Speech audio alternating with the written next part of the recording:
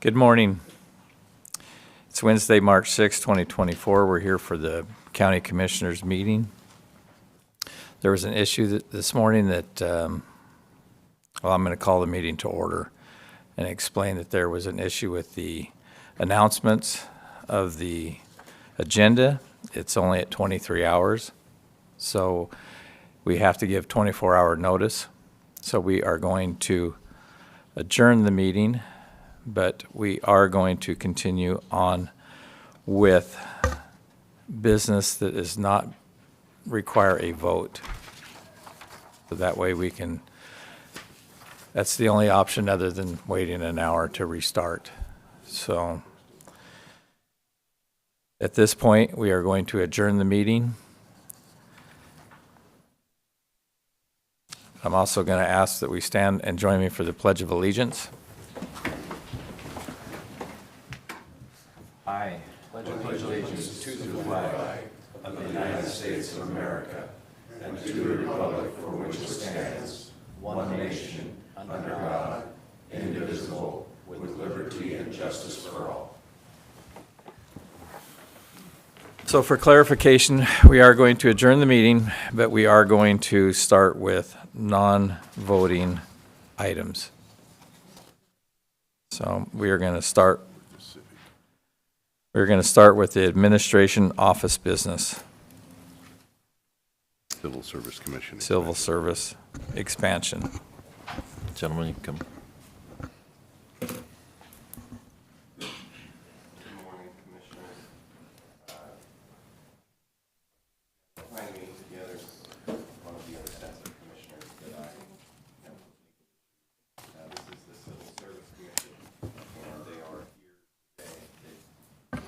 They've come before you previously when the body was not as it is currently, to present the possibility of expanding to a 5-member Civil Service Commission.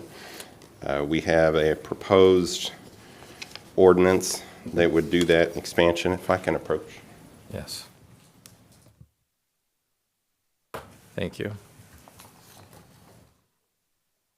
Thank you. They've asked me to speak to you on their behalf, but they are all here to also answer any questions or concerns you may have about this proposed expansion. The only change from the paperwork you're looking at is originally we had anticipated presenting this in December, so that the dates will change, and we're not asking for a vote today because to put an ordinance into effect, we would have to publish that ahead of time, several weeks, in the county paper of record.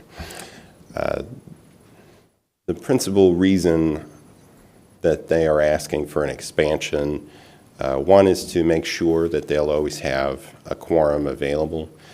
I'm sure you gentlemen are aware that at times, with a 3-member commission, you can do no business when 2 of you are gone.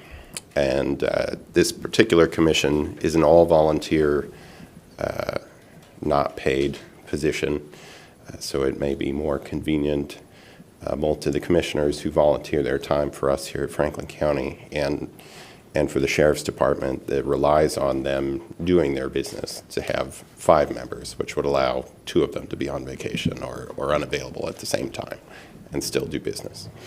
Another issue that often comes up is, as I'm sure you're painfully aware, on a 3-member body, 2 of you can't get together and discuss the business of the county. Very similarly, these gentlemen, who again are volunteers, can't get together and talk about how they do their job in any meaningful way without being in a public forum. It makes onboarding new civil service commissioners very difficult. It makes teaching new civil service commissioners very difficult. I don't believe this will have a financial impact other than we're going to have to run it in the graphic a couple of weeks, which is negligible. These gentlemen are here to answer any questions you may have or any questions about civil service you may have while they're here. All right. Thank you. Any questions? do you foresee any negative consequences of expanding from 3 to 5? Not really. I could imagine that you're going to have to find 2 more people. Franklin County is often full of members of the public willing to serve, has been my experience. Would you describe the purpose of this board and the possible difficulties of finding those 2 additional people willing to serve? The Civil Service Commission was established by the state. It essentially provides lists of qualified candidates to the Sheriff's Department. There are other civil service departments for city police, but our Civil Service Department serves the Sheriff's Department.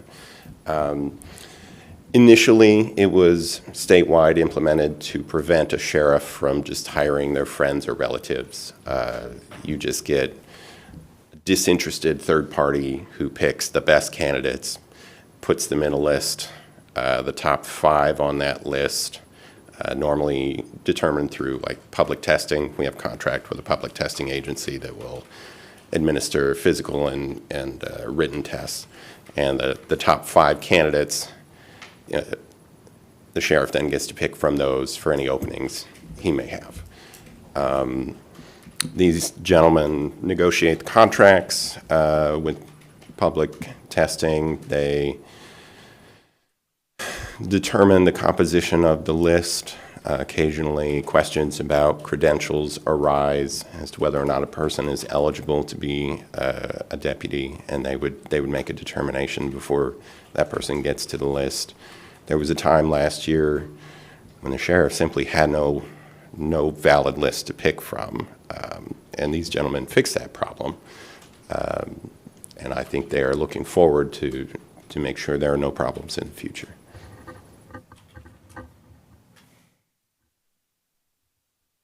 Mr. Chairman, Yes. so they have a good working relationship right now with the sheriff that we didn't have before? It's my understanding the current Civil Service Commission has an excellent working relationship with the sheriff. I did ask the sheriff, who's almost always here, but he's not this week. Well, there's a new sheriff in town. Maybe we There's not. I did ask the sheriff personally if he had an objection to this, and he said no. He thought it was okay to do so. It shouldn't change things from his end, but it will ensure if for some reason, somebody's gone, somebody's ill, they'll still be able to have a vote, and that will help ensure that there is a list to choose from. Our Sheriff's Department is nearly fully staffed or at fully staffed currently.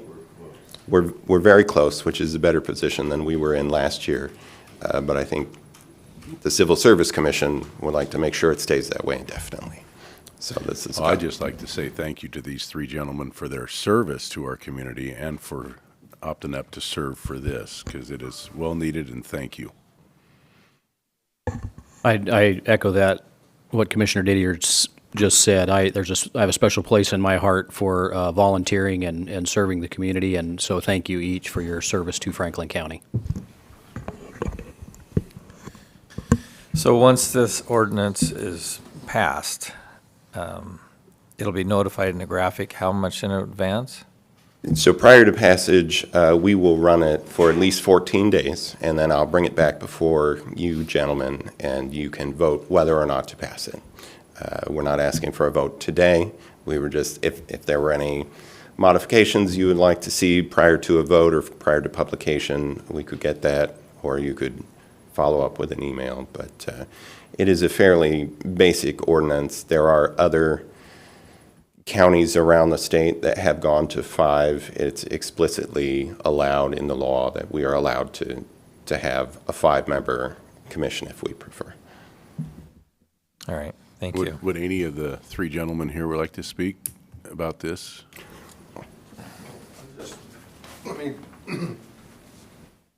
I'm Dwayne Van Beek, and I'm the newest member of the commission.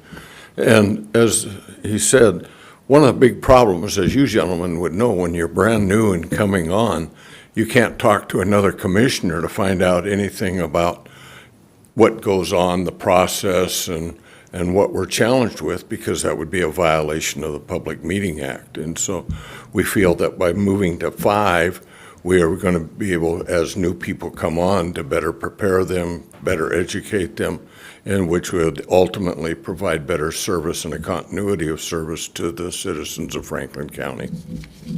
And there should be no financial or budgetary impact on it because, as we said, it's a volunteer board, might be a little bit in terms of publishing more paper for 2 other people, but other than that, so it should be insignificant.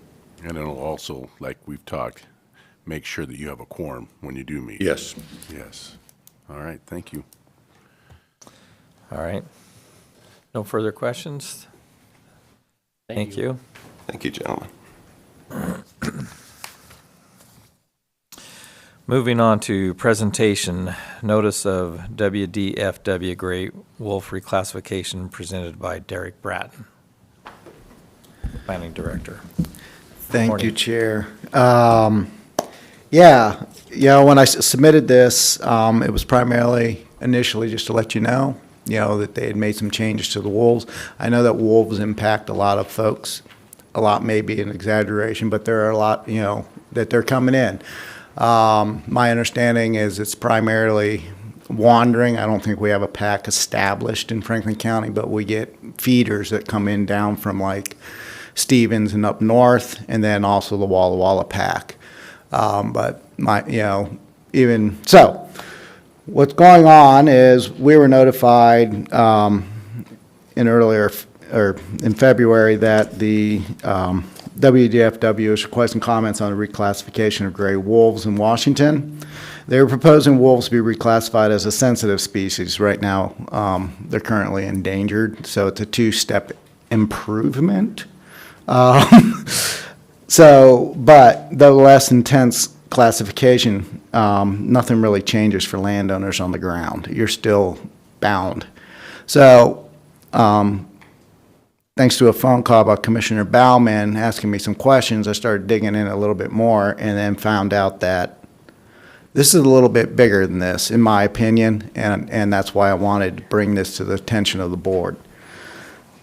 So as you're probably aware, WDFW is the agency directed to manage wolves in Washington. Every 5 years, they produce a report on the status of wolves and to review whether changes to their classification or other action should be taken, management actions. For those that support the reintroduction of wolves in the state, this should be a good thing, as the reports indicate they're recovering. Folks that aren't so thrilled. So what happens as the species recover, in theory, they'll get to a state where regulations are lifted. Initially, when I saw this 2-step, I thought that it was going to be allowing for more flexibility, but it turns out it doesn't. Like I said, everything's pretty much stays the same as far as landowners, so it's a technical change, but not a practical change. So based on the last report, WDFW had adopted new protocols for wolf management, which were appealed by conservation groups in September of 2023. These groups want more restrictions on the ability of landowners to manage wolves on their property. In January of 2024, Governor Inslee directed the WDFW to amend the rules, though he did not state how they should be amended. However, based on his acceptance of the appeal from conservation groups, it is likely more restrictive regulations are being proposed. So I dig into the petition. It's got issues, pretty significant. For example, one of the things is it's like all these weird technical regulations that don't seem to understand how a wolf pack operates. Things like, right now, if there's a predation situation, WDFW goes in, does an analysis, checks to see if the landowner's doing any sort of passive or non-lethal mitigations and various other things. But let's fast forward. They come to a point where they determine that, yes, we do need to do a kill on this pack. Sometimes they'll do individuals, multiples, or the entire pack, depending on the specifics of the situation.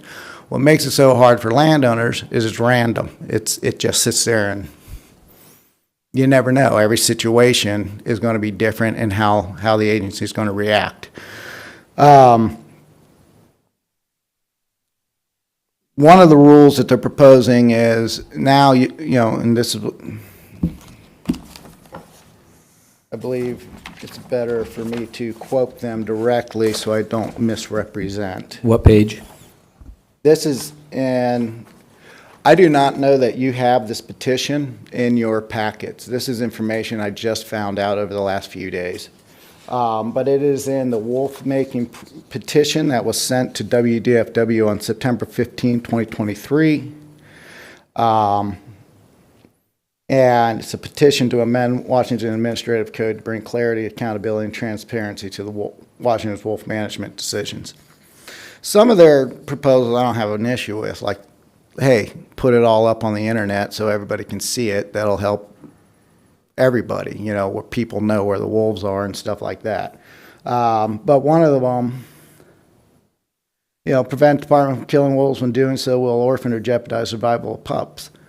You know, I understand where they're going with that, because you don't want orphan critters running around, I guess. But at the same time, if it's a predatory wolf, it's a predatory wolf. What am I supposed to do? Just let it keep teaching more? Because that's what wolves do. They do teach. They educate their young, and they train them how to hunt. But one of the big ones, you know, prevent department from killing wolves due to livestock predations in close proximity to known wolf core areas. Again, those fluctuate. What was unknown yesterday becomes known sometimes because of a conflict arising. Animals wander in, livestock get in proximity to an unknown situation. Now all of a sudden that becomes a designated core spot because there's a den there that wasn't there last year. You know, they've got a lot of, so what I am asking to do is to really go through this, prepare substantive response, not just to the reclassification. I don't think there's much of an issue with that because it doesn't affect things except for to maybe recommend more. But the fact that they're reclassifying shows that the wolf population in the state is on the rebound. So apparently whatever they're doing is working, because, and for us to have more restriction, in my opinion, is excessive. And that's kind of the direction I'd like to take on this. I am going to prepare comments, and I'll bring them back to the board, similar to what I did in the EIS process in 2019 for a final approval and sign off to ensure that what we send to them represents what Franklin County wants them to hear from us. Yes. Chair recognizes Commissioner Bauman. Derek, would you please speak to, it appears to me that this is a downgrade in classification of 2 levels. Correct. Would you just briefly speak to that? Yeah, it's technical. Because for me, when I look You at don't have to give the technical. yeah, so it starts at, you got endangered, threatened, and then sensitive. And sensitive are species that if we don't manage them, they're at risk. Threatened is there's an active risk to the extinction of that animal, and then endangered is that on steroids, basically. So what I was thinking is that there would be more flexibility with that downgrade, because that's usually kind of how it goes, but still have to go through the same processes, still have to have, and if the petitioners, they're gonna have to do even more. Things like they can only kill 1 wolf, and it's like, and that wolf has to be the wolf that actually caused the damage. You have to prove that. And it's like, well, that's, I mean, yeah, sometimes wolves will do a single kill, but not generally on a large animal. It's first one jumps in, and then the rest pile on. I mean, so which one of those is the one that killed the wolf, the animal? There's just a lot of technical problems with what they've got and practical application issues. And then there's even things in there that conflict itself. So I would like to prepare that, bring that to the board for a final approval, most likely as a consent agenda item within the next week or 2 weeks from now. And I'm happy to answer any questions. I am not a wolf expert, but I can at least probably direct or get that information to you. Chair recognizes Commissioner Didier.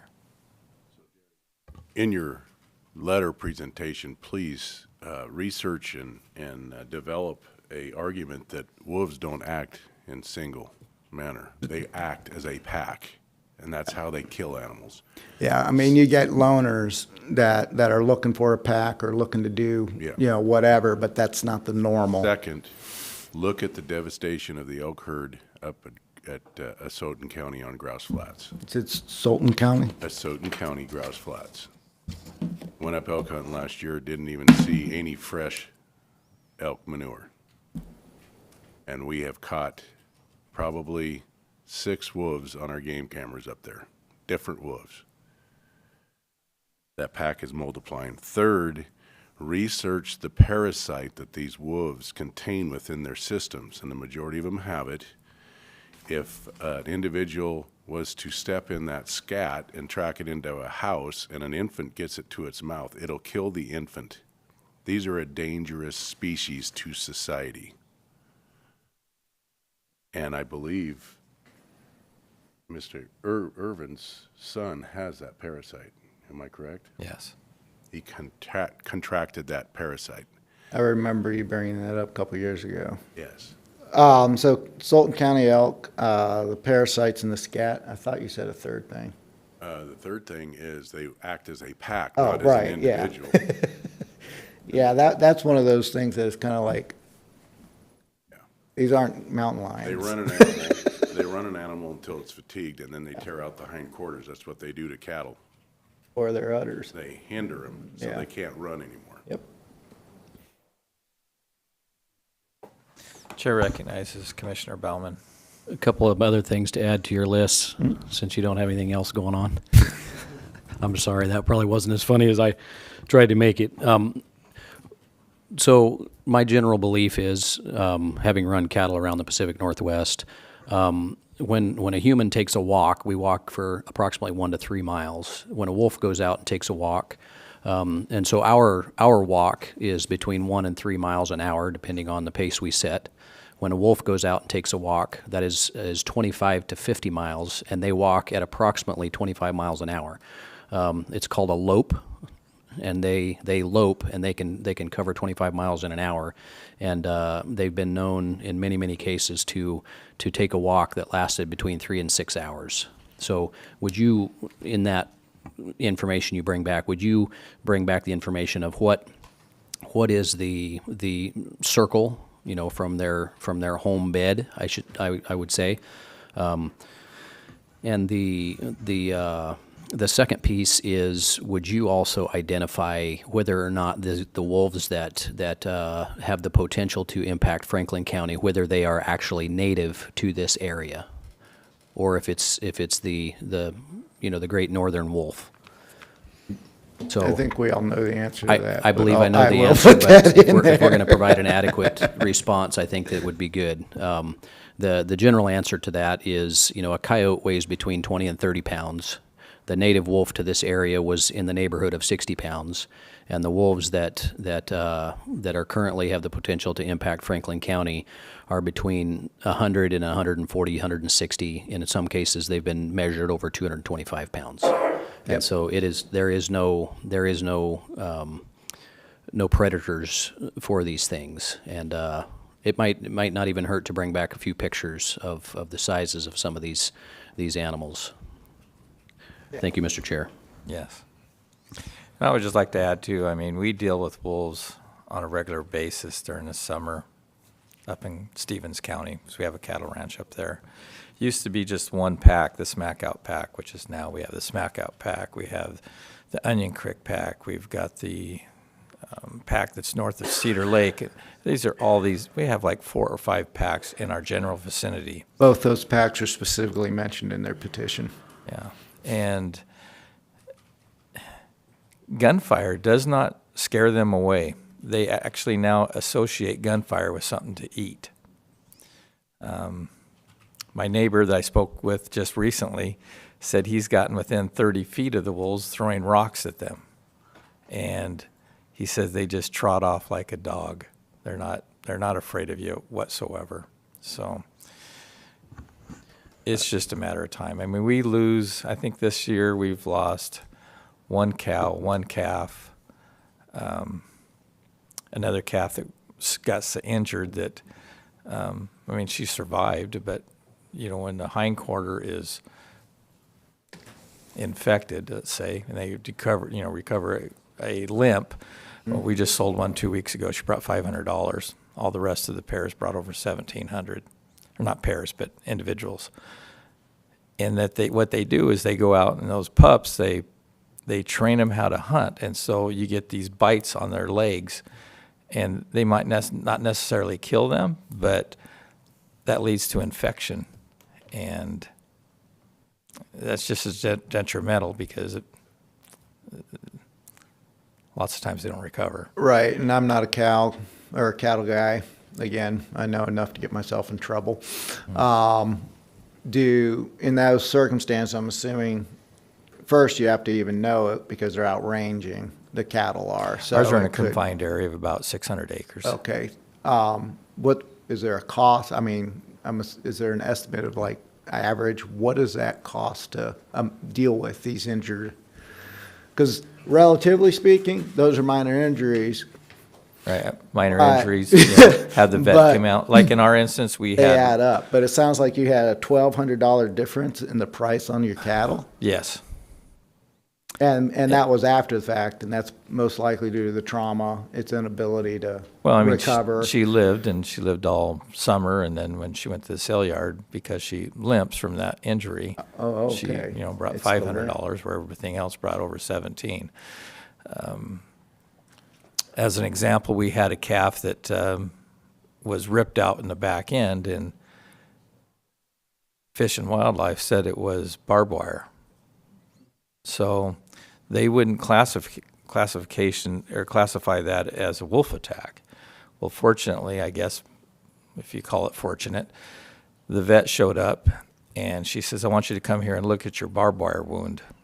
And she took out her syringe, and she stuck it in the hole, and she goes, that is canine. That is canine. Canine. And he finally says, all right, we'll classify it as a wolf attack, which it was. Yeah. And they usually, and like this summer we had one cow that died, and then we had one last year that died. And they have bite marks on their legs, and they might not die for, 2 days later because they die of myopathy. The adrenaline gets so high in their bloodstream. And if you don't ask them to test that, well, then they just say, well, she died of old age. Well, 4-year-old cows don't die of old age. And when you can't find their calf or any sign of it, it's pretty clear that the wolves ate the calf and the mother fought until it expired. So, Yeah, there's other things that you can't measure. When they get the herd running and they go through fences and you got to go recover them from neighbors and who knows where. And another piece I think that we need to pay, particular attention to is they are not afraid of humans.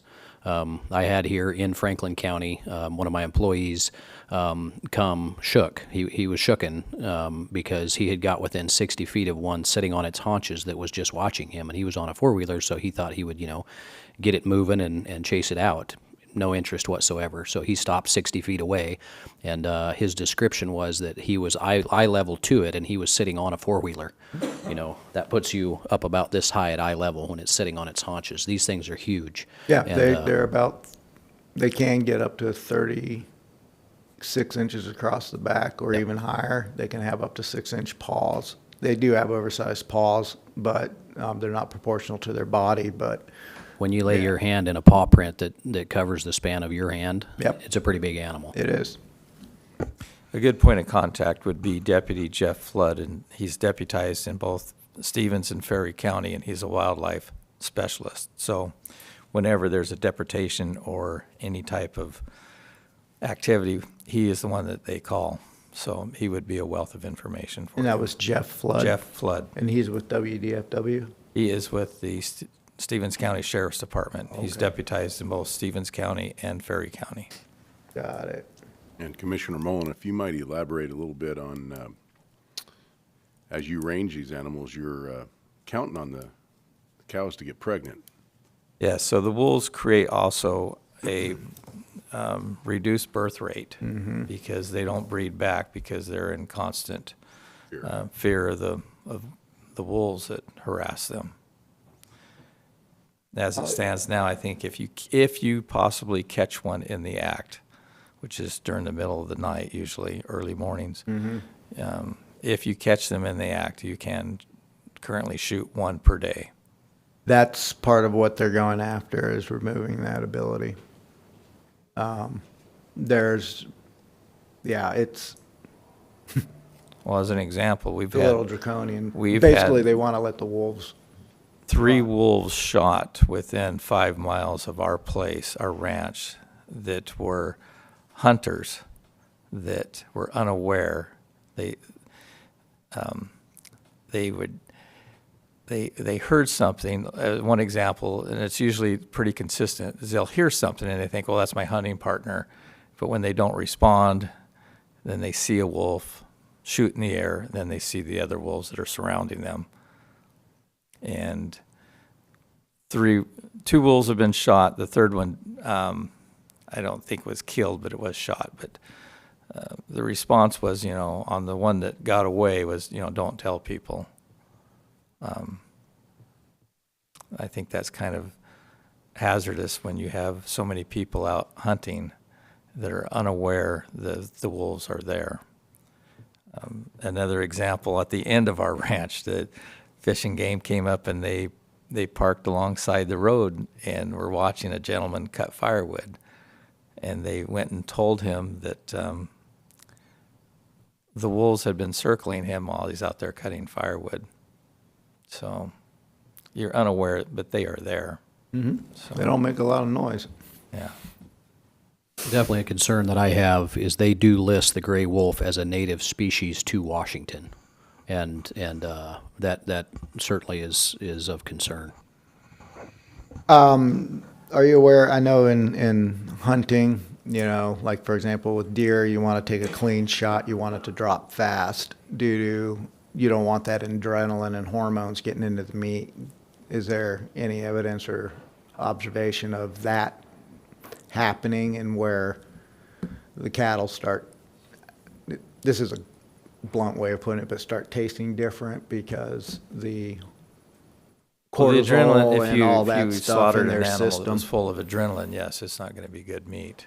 And that's usually, like I said, with our instance, we've had 2 cows die over the past 2 years that had bite marks on them. Right. And they look like, I would say, defensive wounds. But when their calves never show up, the calf has been taken. Yeah.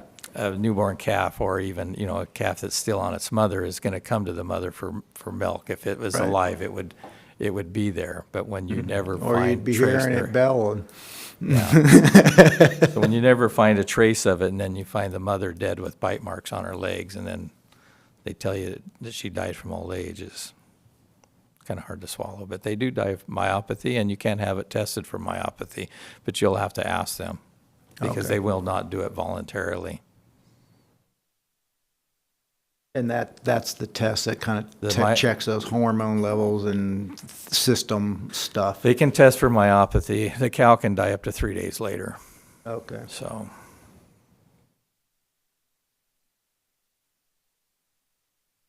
Anything else? no, I would reach out to Jeff Flood. He can give you I a lot will. more information. Yeah. And this is, I want to, in May, so is when they're due, the comments. Or maybe it was March, but you'll see this within the next couple weeks. All right. Any further questions? All right. Thank you, Derek. Thank you. We're now going to move on to presentation CPACE, loan presentation by James Sexton. Good morning. Good morning, guys. How you guys all doing today? Good. Hey, James, and Julio and Chair, I'm going to set up this PowerPoint real quick. Yeah, I'm gonna go through the project that this would, my project that this would be used on first, just so you guys can see what this will do for developers and builders, and we'll go into a short part of what it will do for the county and how it could be a revenue source.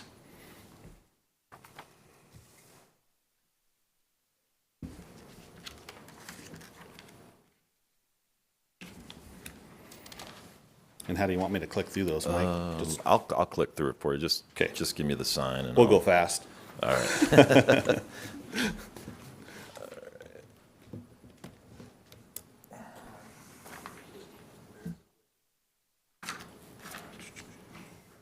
Okay.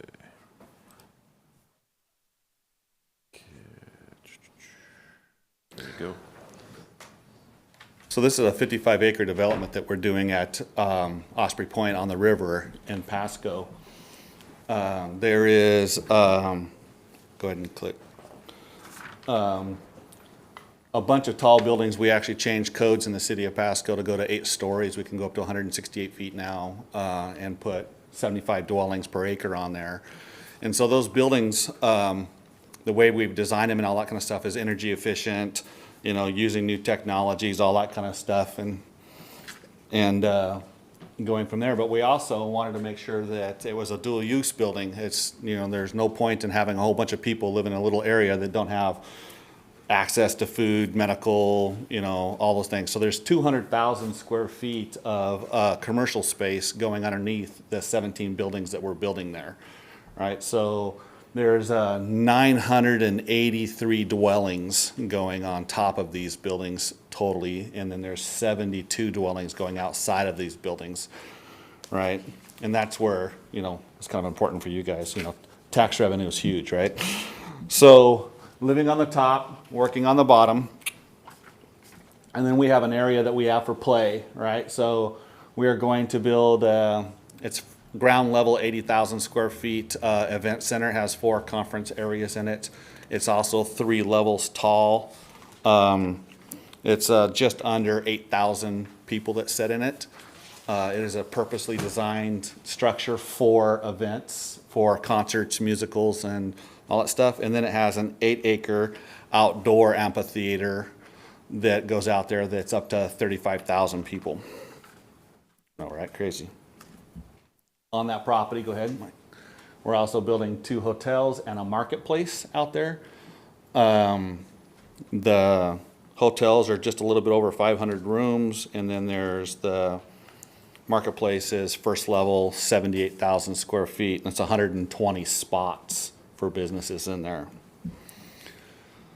So the CPACE portion of this is, that's just what we're doing here, and we can use those. There's 17 buildings that we can use CPACE on, and what it does for a developer and a builder is it's a non-recourse loan that goes with partnership with you guys before liens happen, right? So we can use that. They'll give us up to 25%, 30% of the value of the building for construction, and it's not used as a lien towards us. So it's a capital stack. So when I go to do a development, like this development here is just under $950 million for the whole entire thing to build it. 25% of that could be as a non-recourse loan that looks like a down payment to other loans, right? And it's a lower interest loan through CPACE, right? So it can be used for new construction. It can be used for underground work like sewer, water, all that kind of stuff. It could also be used in restorations or upgrades to existing buildings. So like some of the old county buildings that we have that have fire sprinkler systems, safety items, old air conditioning windows and stuff like that.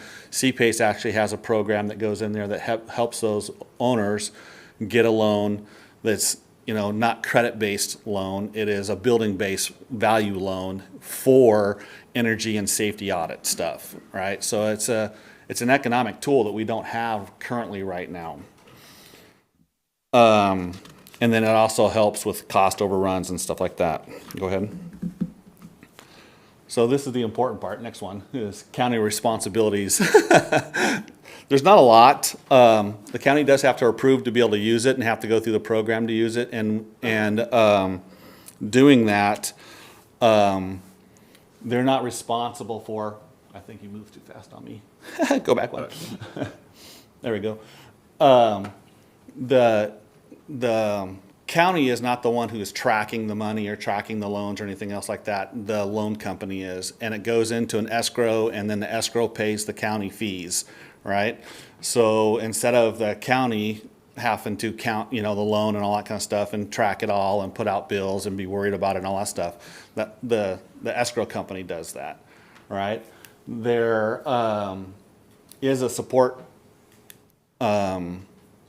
organization in Washington State that helps counties work through it and how to do the paperwork and how to get it all set up and how to utilize it and what fees can be charged and all that kind of stuff and everything else. And then most counties, like King County right now is using it the most, and then the Spokane County uses it a lot too. They haven't had to hire any more employees or anything like that, but their revenue stream has gone up because of it.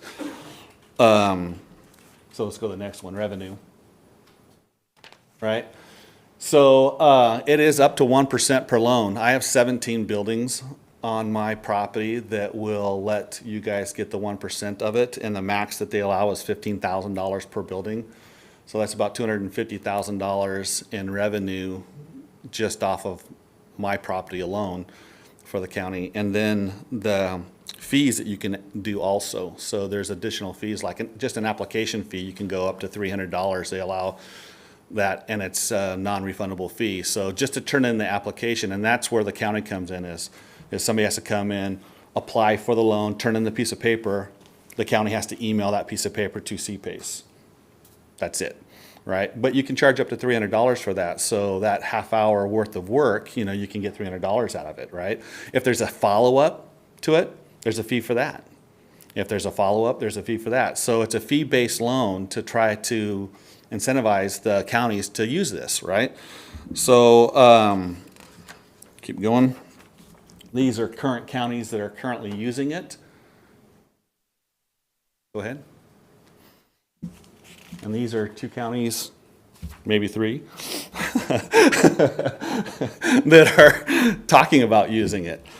So the benefits to the county, to the people, is to help with larger projects, the capability of updating older buildings and restoring them for energy stuff. And that comes into my play because, a lot of people, some of you know me, some of you don't. I've put a lot of effort in to try to make sure that downtown Pasco is going to keep being downtown Pasco, even though I'm getting ready to build a city just a mile and a half away from it, right? So we went in and helped do a lighting program where this summer we're going to go in and do a painting program for some of the buildings. And that's all at my cost. I haven't asked those building owners to pitch in or anything like that. And then we've been setting up meetings at my office for the last 2 years trying to figure out how to help the city keep that apart. And, some of you guys have been in those meetings and some of you haven't. But it's important to me, being born and raised here, that we don't lose that downtown, because of it. So the using of this loan for those building owners can help, get their fire extinguisher systems in there. And that's the biggest problem we have right now with downtown is there's no fire suppression, right? To upgrade all their air conditioning systems, their windows, their insulation and all that kind of stuff on a low interest loan that they don't have to go out and apply for through a bank. And the bank goes, well, because you're only revenuing enough to pay the loan and enough to eat and enough to put 10% in your bank, we don't care. We're still going to let you do this because we have funds. They get funds from the federal government to help make that do it, because the overall savings to them through the energy side of it is, better for the planet, better for the building, and better for everything else, and then helps the value of that building also go up, what then helps revenue. So then on our project, living opportunities and all that kind of stuff, like I said, there's 186 dwellings going on our property. If the average tax revenue is at $2,000 per dwelling, that's $1.9 million in revenue a year. We have 200,000 square feet of commercial space, and I don't even know how to calculate that through the county records, but it's probably a couple $1 million a year. Hotels, there's another revenue to the county at 400,000. And all of this is will be available if CPACE happens or doesn't happen, but it would be beneficial to the county if I can use that and other developers can use that capital stack and help the county go through it. Even though it's less money out of my pocket going the other direction, it's more revenue for the county. That's all I got. So basically what I'm here to ask is that you guys maybe take a better look at it or a look at it and sit down with some of the people that are part of the CPACE program. Not me, I'm just a developer, but maybe have a couple of the individuals here, have them come in and talk about it and see what it really does benefit and how it will be in economic development. I know a lot of developers and builders that can use that little extra in these times to, you know, get big projects like this rolling and going through that. And it would be a beneficial process. So any questions? So who is the lien holder on the loan? The loan lien holder is actually the bank that does the loan, right? So it's just like a normal loan, just like a normal deal and everything else. They just don't have a repercussion of the loan. It's called a non-recourse loan, right? So they can't go and claim bankruptcy. So like, let's say a guy goes in and builds a $10 million building, gets $2 million from this through the county and goes bankrupt. Right? That loan by federal law goes dormant and sits there and is just put on the county record that says that this loan has to be paid or exhumed or paid off before the purchase and sale agreement. So it's only happened a couple times in Washington so far. And of course it's been over on the other side of the mountain. And I don't know what the recourse of that loan, I didn't know the developer on that one, but the county had no responsibility to it. It just sits there, right? And then when the next developer comes in and buys that property, he assumes that loan, right, and goes the other direction. So it's kind of it's a weird area there. It's called a non-recourse loan. So there's no responsibility to the county or actually to the developer of the portion of it, right? And that's why the loan wants the county to be involved in it, because now it's part of the payment goes into escrow, right? And then the escrow is paying the county taxes, right? Not the developer or the builder or the building owner, right? So it kind of takes the responsibility of the person who is getting the loan of actually making the county, you know, paying the county. The escrow service does it instead. So what risk are involved for the county? From what they've told me, none. You know, it's you guys aren't responsible for the loan, aren't responsible for paying back the loan, aren't responsible for vetting the people. You're just pushing a paperwork response, right? Somebody comes and applies through the county, they fill all the information out, the county emails it to the people. The people contact the builder says, yes, I need this much more information. I have to go and give that information to the county, pay another fee, and then go from there. So if they were to file bankruptcy, does the county have the position to sell the property for back taxes? They could probably. Yeah, that would be a question that we would have to ask CPACE. But if county's not in there's nobody in first position but the bank. So if there's a bankruptcy and it goes through bankruptcy court, the county could have the capability of assuming that loan and then selling that building for profit. Yeah, I wouldn't see why they couldn't.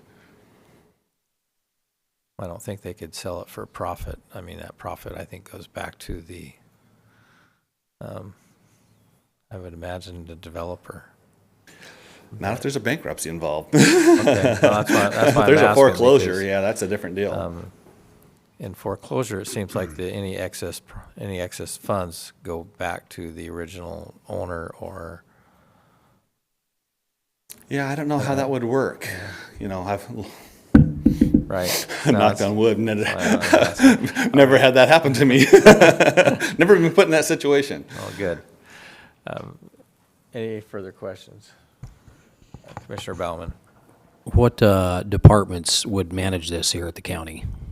That would Department or probably be departments? That would probably be the treasurer, I believe, is the only department, and maybe the assessor. I think. Be good to hear from them. Yeah, that would be the only two, maybe. I don't think the assessor would have to do too much, but the treasurer would have to do, because that's you're turning it into an application. The application's being sent to they have to verify that all that is, set up in escrow, so. I'm trying to figure out what the purpose of doing this is. So it sounds a little bit like, school loans, where that you can't file bankruptcy on them. You may not be paying them, but they're still there. Correct. So I'm trying to figure out what the county has to do with this. So the loan comes from a private bank. It's the criteria is set up that Escrow. through an escrow, but what does the county have to do with this? Because we're not a co-signer, we're not liable for the loan, so why does the county have anything to do with it? The federal government set it up as a grant to banks to go through counties to help revenue money to the counties. That's why there's a 1% fee for the loan. So the feds loan the money to private banking, and so the feds loan it to private banking with strings attached that then says you can loan this out under these conditions. Correct. And the feds have said that counties will manage this process, and for the counties to get refunded, they will charge fees up to $15,000 per building, or 1%, or Correct. transaction fees, et cetera. Yeah, there's they set it up where they can do origination fee, and then you can do 2 fees per year, because that's typically the taxes that are due. So there's a processing fee per payment due, right?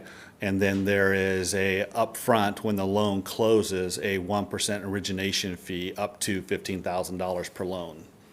So is it the jurisdictions? So could you do this through the city, or it has to be the county? Has to be counties. So irregardless if it's inside the city, it has to be the county that manages this process. Correct. That the feds said the counties would manage it. Correct. So other than that we have there were no strings attached, other than the Fed said that we manage it and we can recover our expenses by charging fees associated with. Correct. Yeah, it's kind of a interesting deal when they approached me about it. I've never personally used this yet. I have 2 builder friends of mine, one in Spokane and one in Seattle, has used it on 3 loans now. What they're doing is they're using it for their capital stack, right? They're going out and they're doing a $125 million loan. They're getting 25% from this. It's a non-recourse loan, so it doesn't look like it came from anywhere but my back pocket, right? There's no liens against it or nothing like that. Then they go out and get a construction loan, right? Typically, those size loans are partnership or hard money loans, right? 12, 14%, right? They build it. It takes them 2 years to build it. They refinance it, and they refinance the whole entire thing out of it, right? So the motivation is for the feds to spur economic development. So they loan the money to private banks at a low or reduced rate, Yes. below prime, but the strings are that the private banks have to then pass it on in the same way. Correct. They have to. So the opportunity here is a low interest loan, Correct. capital to get the project moving. Correct. Mr. Chairman, Commissioner Didier. maybe I can help you out there, Steve. If you go to shiftzero.org, you can read through this understanding PACE and the whole thing. It says PACE financing provides a way for local governments and private lenders to cooperate on loans secured by the property tax obligation. So they're using the property tax obligation for securing the loan. My questions are this: why is the county government getting involved in private development? 2, the bill keeps mentioning clean energy and efficiency, which is exactly what this state government is pushing. Would this drive up the cost? Surely it would. And if so, would this not be a bigger liability to fail down the road? If I'm a private builder, I'm not trying to keep the cost down.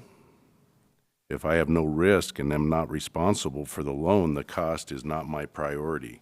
And number 3, development is usually a normal thing in a thriving community. If the project is actually a great idea, why can't the standard commercial bank loan back it and the developer take responsibility for the note? Those are my questions. Let's start with the first one. I am a private developer. I've spent $2.7 million so far on this development out of my own pocket, right? And I'm willing to use this loan, right? Because it's a way for us to build an economic thing, right? A building that banks don't loan on. No bank here in Washington State will loan on a multifamily building today. No banks. That should be a key factor right there. In what aspect? They're not loaning that out for that. You know what? And how many multifamily buildings are being built right now currently in Washington State? There's a lot right here. Catholic Charities built one. We've got others being built right up the street. And no banks loaned on it. Well, they're building them. So You're right. somehow or another, they're building So they're them. going through private partnership money, or they're going through high interest, 12%, 14% private money loans, right? So as a developer, if I can get a 3% loan, right, on a CPACE loan and go and get, now I have 30% of cash money I can put down on it, and then go get a bank loan, right, for the other 70%, right, at 6%, I just saved myself 6% in interest on a 2-year loan. But you're putting the county on the hook for our tax that we can collect. It's being held as collateral against this. No, it's not. It's what it says in that PACE. The obligation to the tax revenue. Yeah, it's through the tax revenue, but it's not an obligation. It goes through escrow, and escrow pays the taxes, right? So it's a non-recourse loan. Nobody's responsible for it, right? Somebody's got to be responsible for loaning money. Correct. Money's not free. You're right. Okay. Yeah. No, I agree with that. So I'm just a builder trying to put this out in front of you guys to look at it. If you guys are interested in looking at it, then we can bring in the CPACE people and Washington State. There is an actual nonprofit corporation that helps counties understand the process of this and how it can benefit you guys, right? So if on my property alone, you guys would make $200 and something thousand off of just 17 buildings being built, right? Are you revenuing that $217,000 currently? No, right? So the only other way for you to revenue that is by somebody like me stepping up and saying, hey, look, I'm willing to take a loss in profit to help out and get a loan going to build a building so I can make more profit 5 years down the road, right? Well, I think it's something that we need to look at very closely, and I'd like to hear from our treasurer. I see her in the room. Right? No, I would too. I've tried to meet with her a couple times. So, yeah, and like I say, it's up to you guys. You guys are the ones that are going to say yes or no, right? And so, I'm just trying to get it out there in the open so we can make a decision. And I'll just say we're being very cautious because we are in a financial sort of bubble right now. I understand. We're going to be very cautious on No, I understand. on moves that we're making right now. We don't want to put the citizens of Franklin County on the hook for a big bill down the road. Correct. Okay. No, I get that. And that was one of the reasons why I brought this up, is because I know that the county is in a financial situation. If you can start helping with these type of things and getting this moving forward and it's actually revenuing money, then maybe that helps. So, Would our treasurer be willing to come up and present any questions? Because I think now's the best time to get it ironed out, find out what So the I'm pros Josie and cons Kilzer, are. the Thank you. treasurer, and I can't answer a whole lot of questions because I'm trying to understand this also. I've talked to other treasurers, and he has mentioned the ones that have done this, but there's other ones that, there's a difference between a bankruptcy and a foreclosure. When the foreclosure happens, this lien follows the property once it goes into foreclosure. Normally, they don't. And this lien will follow it. So if it does go into foreclosure, the lien sits there and waits until somebody else buys it. So when when we go to auction it off, we go to auction it off as the taxes that are owed on it. We don't auction it off as the lien. So the person that's going to come in and buy it, it's going to buy it for the price of the lien and the taxes. And so if nobody buys it, the county assumes it, and then it just sits there.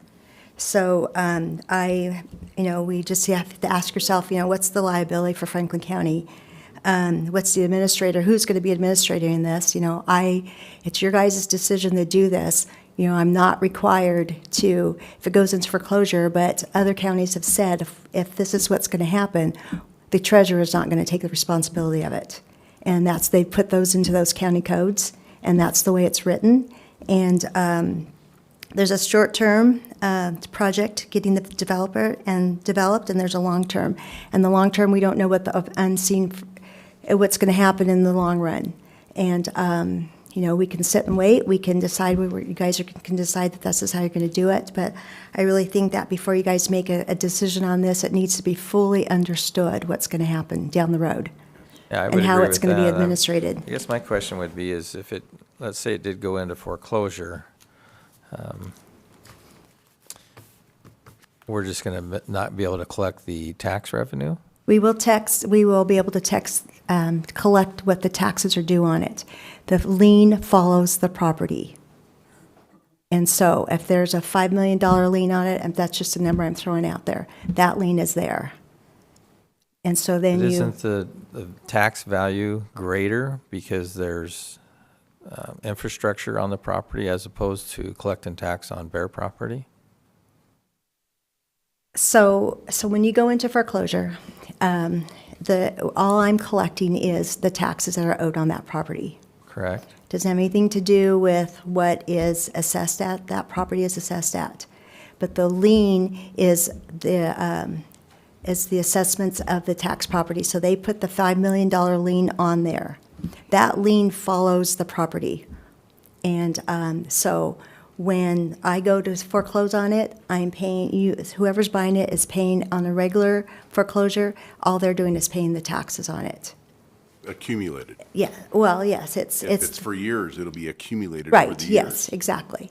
But they would have to do it's their going to be own due- auctioned off, and they have to do their own, but usually a lien falls off once it goes into tax. But this one, in the CPACE states that it follows the tax, it follows the property.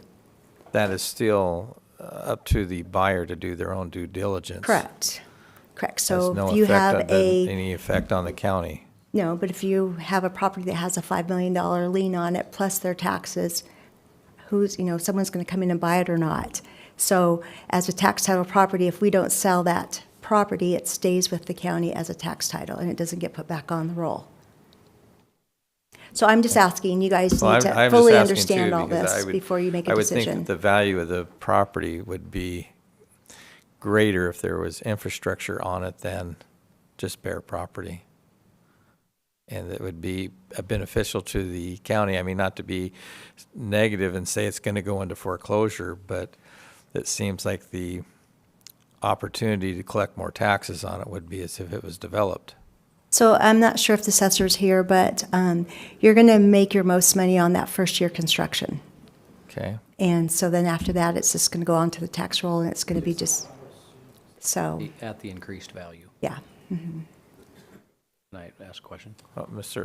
Yes, Commissioner Bauman has a question, and so does, I just wanted to clarify that the properties that are being built are on a 1 acre lot, and there's 75 dwellings on there that are being sold, right? So there'll be 75 parcels created for that one loan, right? So 75 people would have to go bankrupt all at the same time, right? And the loan wouldn't have to be paid off when the selling of those 75 units were being happened, right? Or in one case, there's 18 units that are being built plus 6 commercial spaces. So that loan is being used to build a building that's 4 stories or 8 stories or 6 stories tall, that have multiple people living in it, that have sold properties on it and multiple businesses underneath it. And all of those businesses would have to go, and all those people would have to go bankrupt at the same time for it to be a tax liability. Hopefully, though, all those buildings, the building goes up in the first year and a half, they all get sold, the loan's gone, right? Right. So there's I guess there's a year and a half window in there that it's a possibility that as I'm building it, I go bankrupt somehow in the process of that.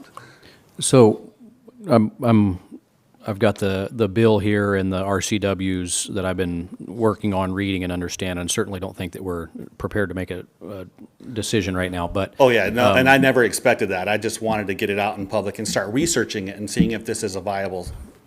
Yeah, so the way that I'm beginning to understand this, it seems, so if you have a property that the city comes in and does a project, or the county does a project, and they use a local improvement district, an LID process, that is not, you can't go bankrupt on that. Correct. It goes with the land. Correct. If you develop and you develop a street adjacent to me, you can put a latecomers on that, and I can't go bankrupt on that latecomers process. Correct. So would this act in the same way? So That's the way it's been explained to me. the value is attached to the land, not the individual or the company that is developing. Correct. Right, so the 25% is infrastructure, building structure, solar panels, heating, car chargers, all that. It's set up where it only can go to certain parts of the loan, right? So it's not like, here's $5 million, just to use that number. Right? So you can't go burn the money. Right, It- yeah. It is strings attached to the project, and Right. the bank is responsible to see that it is used for the project appropriately. The county just Correct. administers the federal process. Correct. And on the draw portion of it, right, they allocate, insulation, right? This percentage of that comes out of that loan. Solar panels, 100% comes out of that loan. Car chargers, 100% comes out of that loan, right? So it's a draw, right? So when the car chargers are there, I've free-fronted the money, they're reimbursing the money out of that loan, right? So it's not like they just are gonna write me a check for, or anybody. I shouldn't just say me. I probably won't be the only one that uses it. But yeah, it's a draw process, just like every loan is, right? They don't just hand you a cash handful of money. So it's really not different than taxes, is it's attached to the property, not the entity. Correct. Yep. I just have lots of studying to do so that I understand it better. Yeah. Yeah.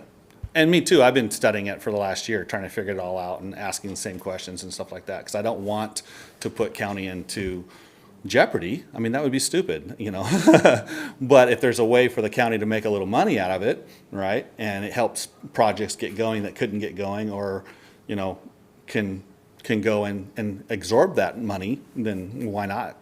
So your 17 buildings, though, that would be spread over the life of your project. Correct. The economic impact or return to the county would begin as soon as the property value started to rise. The increased value for taxation purposes would begin.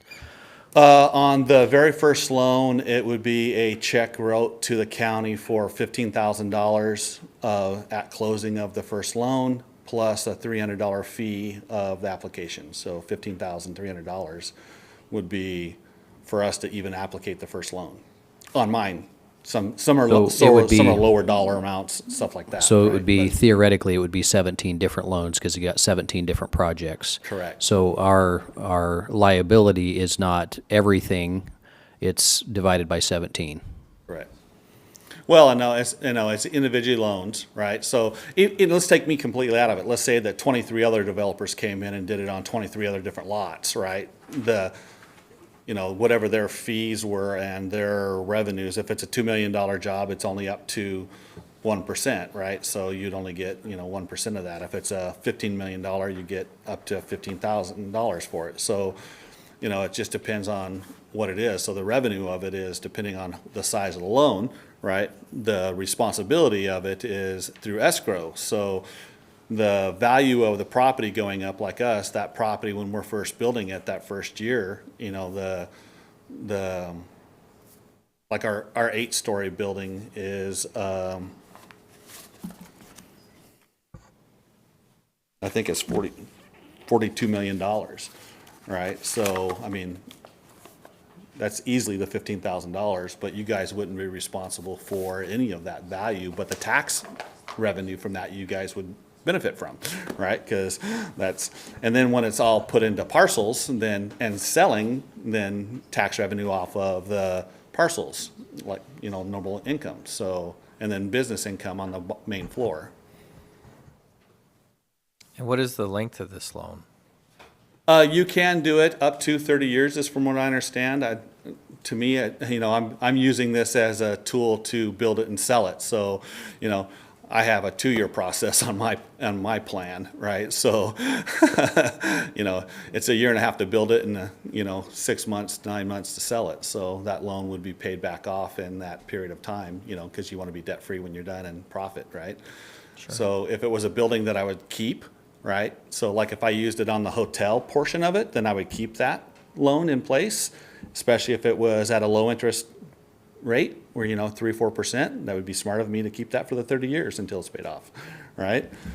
So, it all depends on what building it is and how many units are in it and all that stuff. So, but up to 30 years is what I believe. According the to max this is. article, it says 15 to 25. Is that what it is, 25? Yep, 15 to 25. PACE financing is secured by placing a lien on the property for the term of the debt, which typically lasts 15 to 25 years. There you go. Typically last, but like with your project, it would be your intention for 2 years, Yeah. paid it off. It stays with the property, though, so it could go 25 years because the next owner assumes it, correct? Well, if I was gonna build one building, right, so like if I built one building and kept it as an apartment complex and sold it to one entity, right, then it would be part of the purchase and sell agreement, right? So they would Yes. pay it all off and be Yes. done with it, right? If I was keeping the building, then I could either pay the loan off or assume and keep paying on the loan, right? So is it an assumable loan? Yes. It is. Yes. Yeah, it doesn't have to stay there. And it would be, you can't sell it without it being paid off, right? Or they would have to go through the process of applying through the county, applying through the loan company, trying to allocate that loan themselves and then purchasing it. And it would just be easier. I would believe it would be easier to just sell it and let them pay the loan off, right, as part of closing. And there could be a closing fee. They're pretty open about their fee process and, because that's just money out of our pocket. Well, I think it's definitely something that we should look into further. Is there any other questions? Down here. Josie, did you have any more questions, or? All right. All right. Well, I mean, that's what we're here today, to find out what the pros and cons are. So is there any more information you would like to add, or? All right. Well, thank you, sir. Appreciate the presentation. Yep, thank you. So the time is now 10:15. We will call the meeting to order.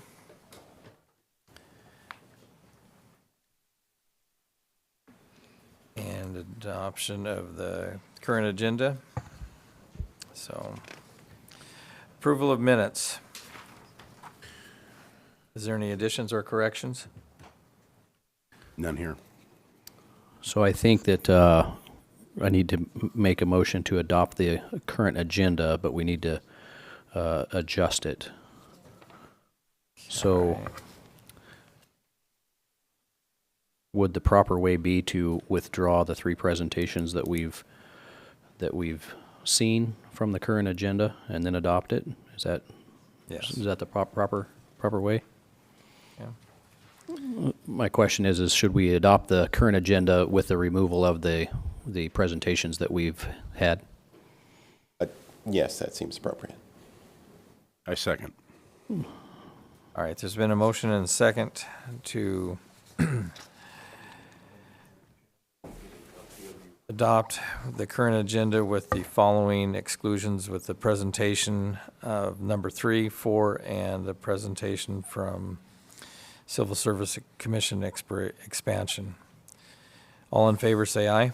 Aye. Aye. The motion passes. Approval of minutes. Any additions or corrections to the minutes? Hearing none. I move to approve the 3 minutes from December 20th, January 4th, and January 10th. Second? We have a motion and a second. All in favor, say aye. Aye. Aye. The motion passes. Approval of warrant registers and payroll rosters. Mr. Chairman, I believe we have 2 this morning. The first one is the fund expenditures. I move that we approve the fund expenditures in the amount of $445,432.08, and note that it has been reviewed by 2 members of the auditor's office and signed off by the county administrator. Second? We have a motion and a second. All in favor, say aye. Aye. Aye. Motion passes. Mr. Chairman, I have the salary I move that we pass the salary clearing payroll and the emergency management payroll in the amount of $1,730.74. And again, it has been reviewed by 2 members of the auditor's office. We have a motion. Do we have a second? Second. We have a motion and a second. All in favor, say aye. Aye. Aye. Motion passes. Moving on to the consent agenda item. Approval of consent agenda.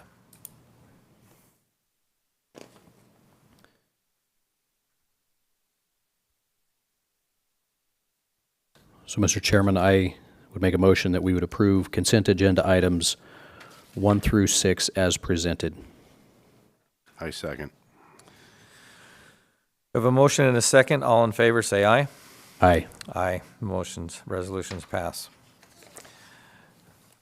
Moving on to public comment. Is there anyone in the room for public comment? Please come forward. You have 3 minutes. I believe the action you have just taken is ultra various and illegal. There was no adequate public notice of the items on the consent agenda. As Mr. Gonzalez told you earlier, that notice was not provided to the public citizens on the websites of the county. And Ms. Ramirez can vouch for me that I called her. She checked to see that public citizens could not access it. And I asked her to correct it. She was ultimately able to get it corrected later in the day, but you have not satisfied the 24-hour requirement, and the actions are ultra various and illegal. Furthermore, the ordinance 03-2024, changing open space requirements, is identified as a matter that you're just, adopting by consent. However, that is a new action. The previous request by a developer to get a change to the open space requirements was considered by this board on September 20th, 2023. Commissioner Mullen raised the matter to a vote. Both then Commissioner Peck and you, sir, chairman at the time, would not second the matter, and you said, and you can read this and you can see it on the YouTube video of the September 20th, 2023 meeting, that the decision of the chair was that that motion failed. So this is not a consent agenda item. The developer doesn't get to come back in when we have shown that the intent of this change was to violate the Growth Management Act, the comprehensive plan of the city, and to create a backdoor way to increase the density of every kind of residential development in the county by allowing a 60% increase in the number of units that can be built on a given piece of property through the sham of creating a planned unit development with only 15% open space. There was a substantial amount of material that was presented to this commission, and this commission voted on it.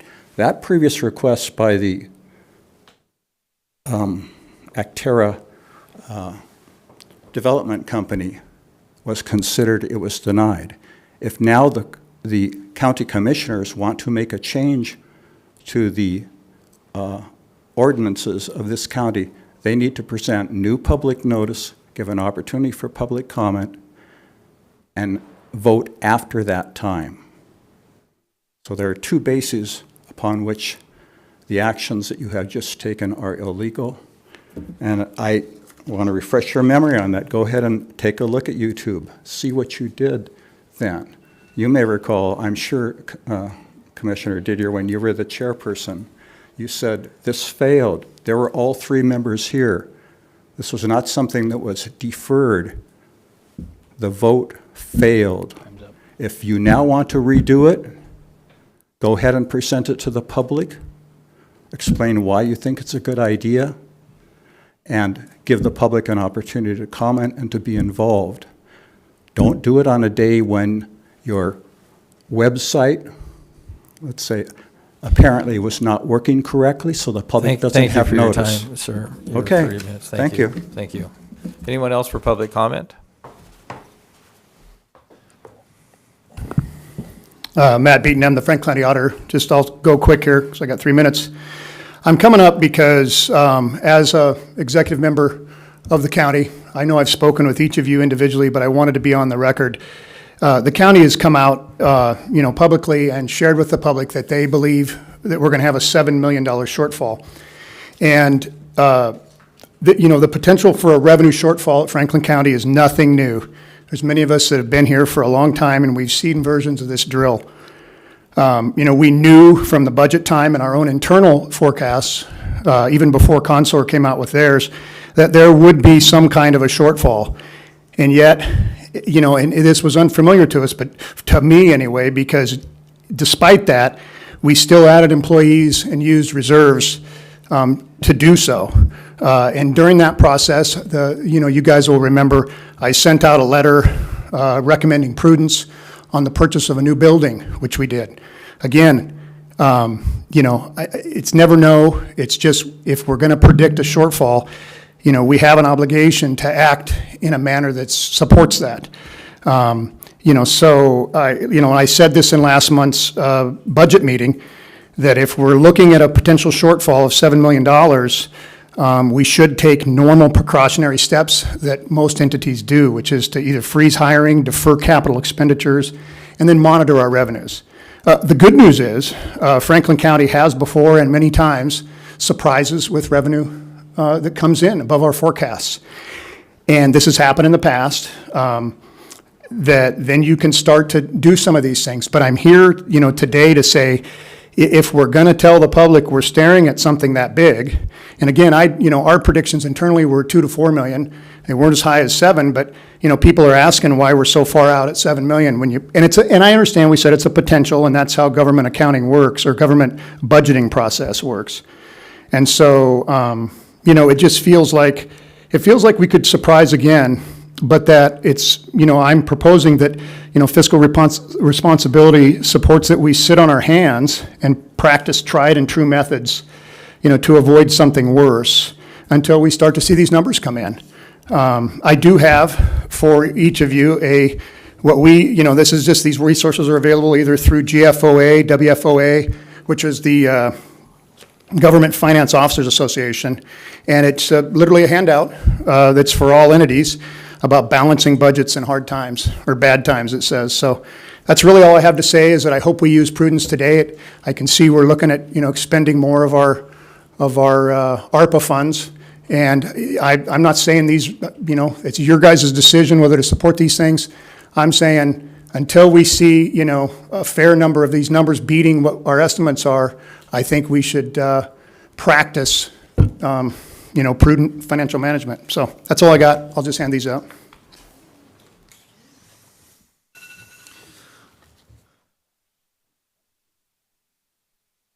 Thank you. Is there anyone else in the room for public comment?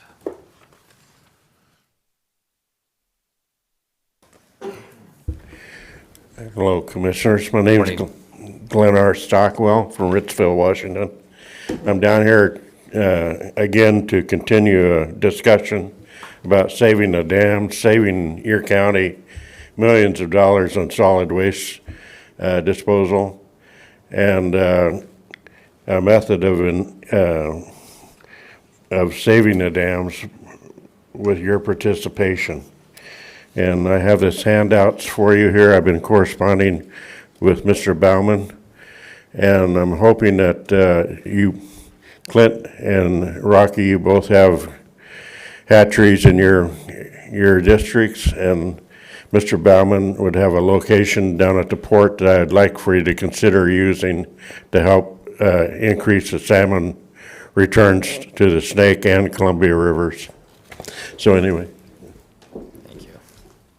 I'm hoping we get together, Mr. Bauman, and go look at the properties, just so you know where it's at.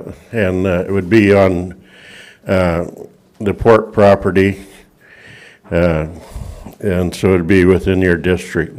So hoping we can all get together on this and come up with an answer to save the dams. So, Yes, thank you. thank you. Is there anyone else in the room for public comment?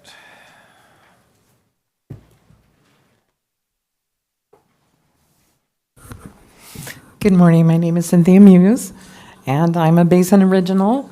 And I'm also, I think I have the new title of being the wolf in sheep's clothing, according to some of the lawyers and developers and landowners in Block 1. But I'll take that title proudly. Wouldn't mind being a wolf, actually, because we have a pack problem in Franklin County, and it's not wolves, it's deer. And in our little Ridgeview community, they have absolutely destroyed our neighborhood, packs of deers at night. So I wouldn't really mind a coyote or a deer, to tell you the truth. Just one, thank you. But anyway, I've been in almost 100 countries in the world, and I've seen urban sprawl and growth everywhere. And I've seen what happens when you don't do something right in the beginning, that it can last for decades and centuries and millenniums. And you want to do it right the first time. And I'm kind of disappointed in the lack of trust here, because the comprehensive plan has been apparently overridden without proper channelization. Maybe, I don't know, I'm not a lawyer, but I'm seeing that this 1, 2, 3 ABC and PUD thing is getting pushed through without more consent from the public. And I'm a little resentful towards that, because you know how we feel. So anyway, if it's a done deal and we are fighting shoreline growth and development and access, visual and physical, so we're into other things. I only have so much energy, and so does Bob and everybody else, to do the right thing for the public. But so we'll probably not fight it, because we need the energy elsewhere. But come on, you guys, we trust you, and we want you to act with honor and do the right thing, and to look to the future, to know that we don't want all of these Ivy Glades, Hindler's old original Ivy Glades down there on Court Street. That kind of development that far out in the country, especially when it's north of Sagemore Road. I'm looking at it as pure, plain, simple greed. Thank you. Thank you. Anyone else in the room for public comment? I'm not going to comment again, but I can't recall if I gave you my name, and I just want to do that. I was the first commenter. My name is Robert Carasino at 130 Terrace Drive, Franklin County, Washington. All right, thank you. And I'll just say I do think this is illegal, and I may have to take legal action if it isn't Do we have anybody rejected. on the phone, please? Caller, you have 3 minutes.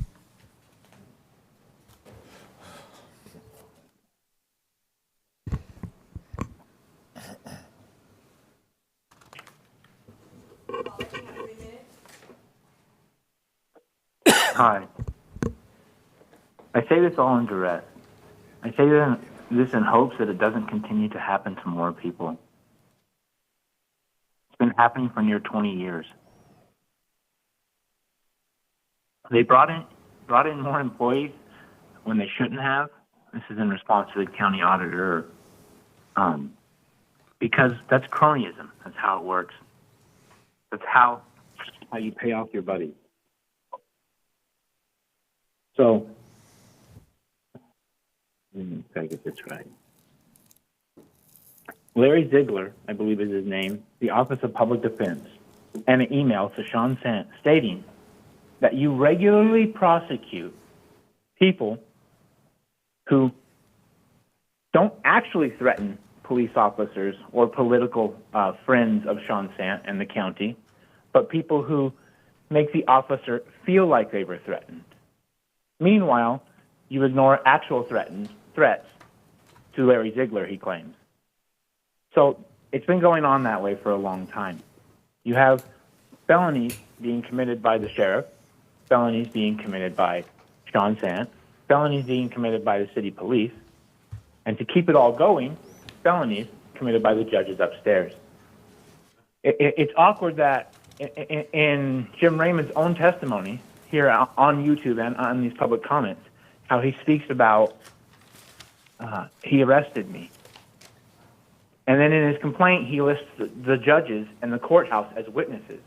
But somehow they're judging me still through while being witnesses. I sought accommodations for a disability in 2019. And since was forced to plead guilty to crimes I never committed because I was treated as a mentally ill individual and was told I would get nothing but being treated as mentally ill. And Trinity Orozco was awarded the judgeship for the county and was given special awareness to it early hand because she helped them silence a very giant lawsuit. And they really kind of screwed themselves, though, when Jim Raymond arrested me for something that he couldn't articulate and couldn't take care of. I think the Tri-City Herald needs to help us clean house. And it's simple to say, with the one email from Sean Sant to Larry Ziegler, you see the knowing wanted disregard that Sean Sant commonly uses to prosecute people. Imagine what fear they must cause people who haven't threatened anybody, but the words they said aren't nice, and they're going to put them up against charges. And then the lawyer isn't actually going to represent them, and this is in Larry Ziegler's email. They don't represent these people properly for not being threatened. They just get them to sign a plea deal after dragging it out and making them fear being prosecuted. How can you defend yourself on something when the evidence is false? And commonly, Sean Sant knows, with a knowing, wanted disregard, that the evidence he puts forth is not full. Oh, there's that timer bell. So we keep it for some people again. Selective enforcement is discrimination. I'll see you there. Yes. See you in the Yes, federal thank you. courthouse. Your Have a 3 good minutes day. is up. There Bye. will be a second public comment. Thank you. Anybody else in the room for public comment or anyone else on the phone? Hearing none. Moving on to regular business, Resolution 2024-060, approval of an award of the American Rescue Plan Act for $664,610.35 to the Franklin County Coroner Office.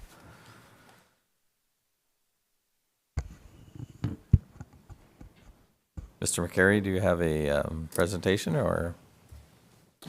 Well, I think you've heard enough of my presentation and my need. The need is there.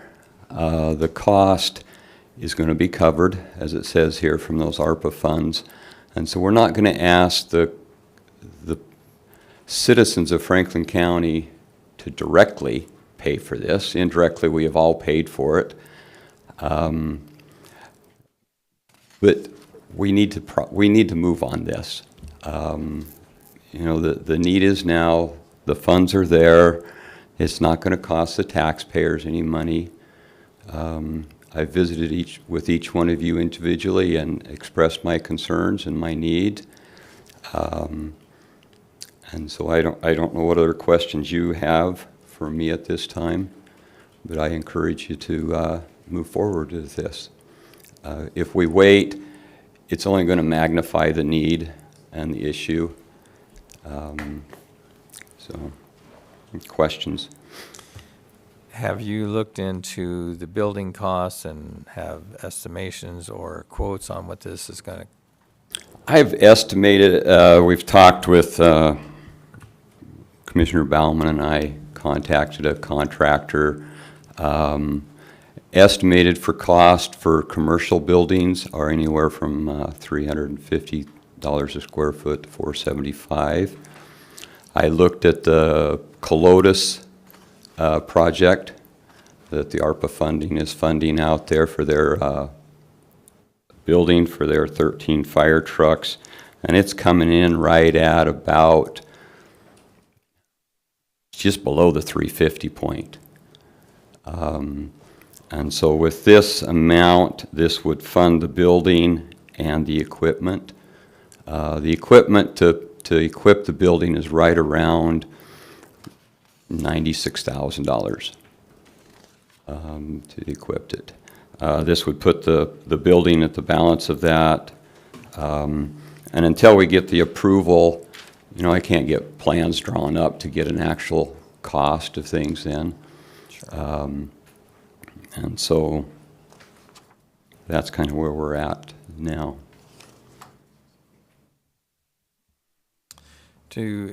Any questions from fellow commissioners? No questions. So I guess my concern would be, I definitely agree that there is the need, and that we should start forecasting for it. My only concern is with the recent announcements of the county having a severe budget deficit. If it was my choice, my recommendation would be to set aside the funds for 6 months and hold them for you. Earmark them for the coroner's office. Put it in an interest-bearing account. That would be, that is my thoughts on it. Just for the fact, because we don't know what the future is, and if we are in this future deficit that's coming forward, that is now the time to be spending any months that were not absolutely necessary. Would holding off on it for 6 months, what would that Well, if I had a crystal ball, I could tell you, but I don't know Right. what's going to happen tomorrow or this afternoon as far as, I can tell you that some of the grants that I was going to go for with some of this equipment, those usually come out the end of this month, first of next month for the year. Those funds usually don't get released until, if the approval was like in April, I wouldn't get those funds until September, maybe November of next year. But if I don't know that I'm going to have this approval, I can't put in for those funds. I can't wait the 6 months to go after that, because then I'm until March or April of 25 to looking at that. And then I'm looking at, October, November of 26 before I can get the money released. And most of the equipment that I've looked at from the vendors, the suppliers, are anywhere from 3 to 4 months out getting the equipment to you. I'm looking at 27. That's going to be at a crisis point at that point. I mean, I don't know where we'll be at that point. But I can tell you that the cost will go up by then too. Sure. Just one for refrigeration, which today is 6th. Yesterday, in fact, the price went up 5% already. It's just going to keep doing that. If we wait and you take that 600,000 here and you put it somewhere else, where would you get it from to build this building now? There isn't places. Coroner's offices don't have a seat at the table at the state or federal level to get funding for these things. Other departments have funding for them because they see the need.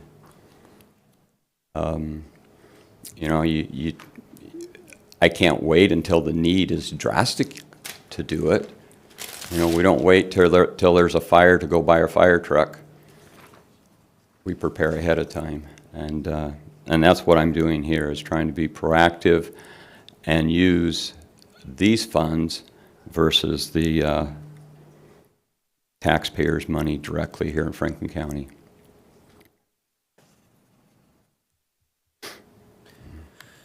Mr. Chairman. Chair recognizes Commissioner Bauman. Mr. McCary, I'm just trying to think of the timing of events. If you don't get these funds, does that mean you don't apply for those grants? Correct. And so Because I can't tell them, they're going to ask, so is the building planned or is it being built? They're not going to give the funds without a place for them to go.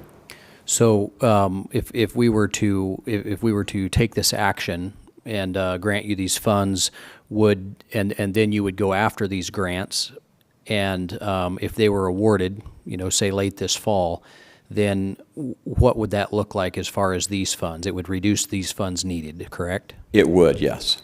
And so we would know because we have to allocate these funds by December 31st of this year. So would that come in time for us to adequately be able to take the funds that were left over to be able to, would we have enough times to allocate those in another direction? Yes, because if I get the grant approved, they will tell me, the way it works is we apply for it 3 or 4 weeks later, or a month later, they have a meeting where they discuss with all those applicants together, and they tell you then, at that point, if you have those funds and if you're approved for them. At that point, I can come back to you and say, I need this much less, because in those grants, I build in for some inflation because I know it's not going to get until later on. And so I could come back to you and say, look, I don't need this amount.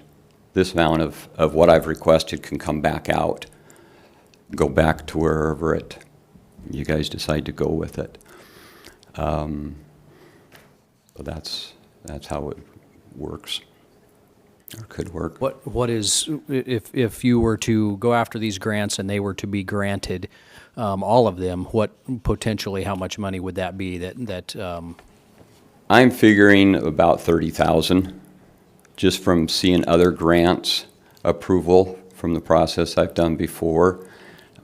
These grants are divided into opioid and then general. King County gets a majority of the grant, but a percentage of that grant has to be used for opioid.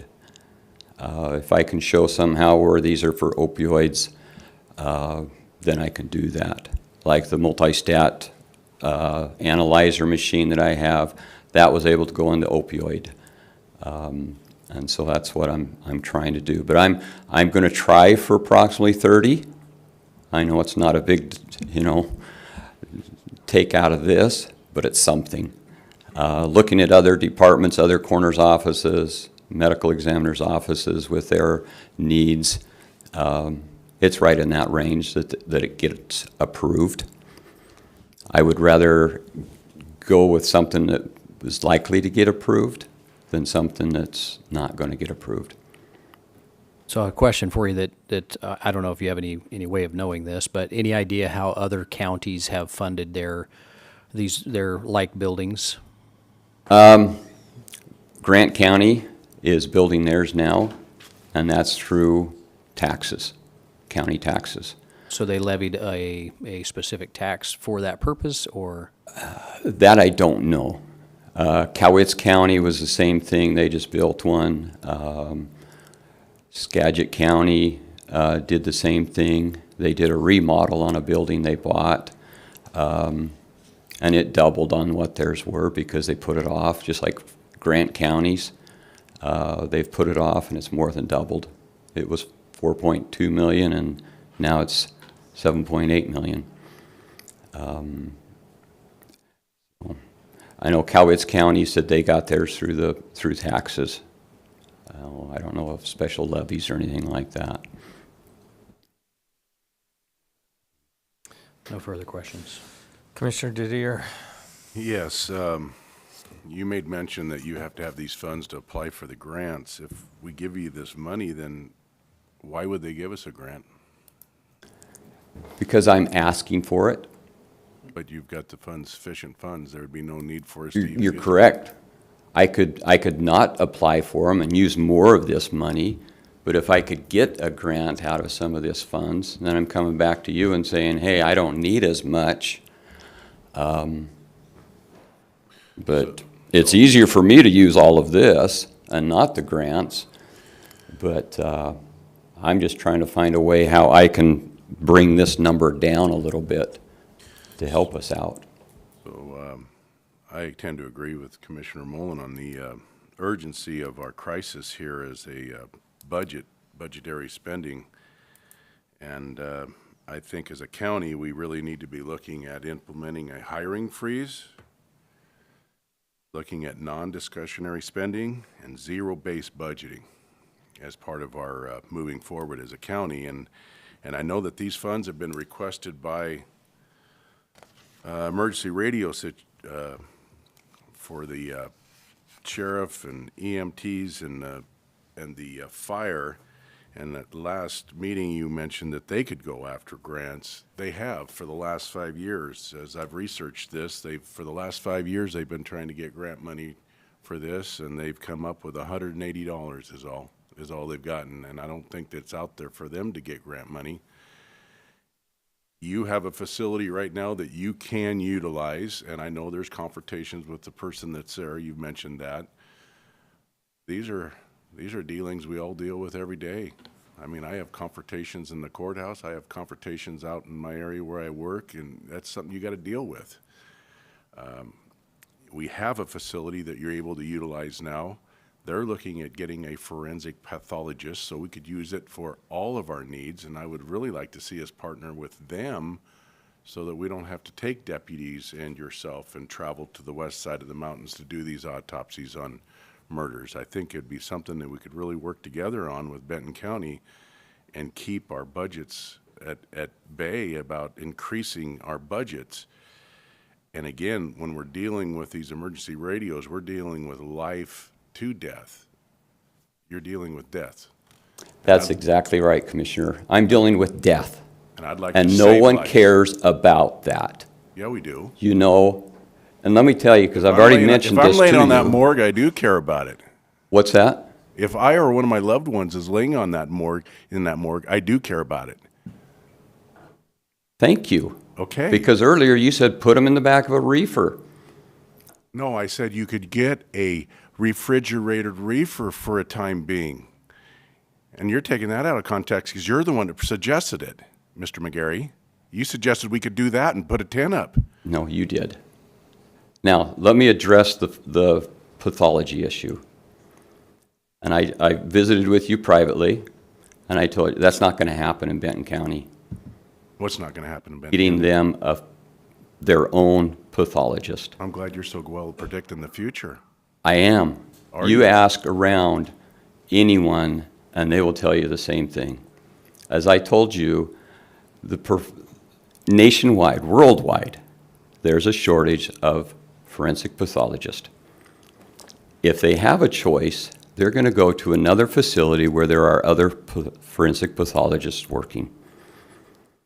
Right now, we've already signed a contract with Forensic Pathologist Services. They are coming to Benton County to work once a week, sometimes twice a week, twice a day, or 2 times a week, 1 time a week. They fly in or they drive in from wherever they get assigned to. They come in here and they work. We're utilizing their facility right now, Benton County. Yes. And it is getting tight because you have remains in those coolers for a week or more, depending on the schedule, and it's getting tighter over there. And all it's going to take is Benton County telling me, we don't have space for you today.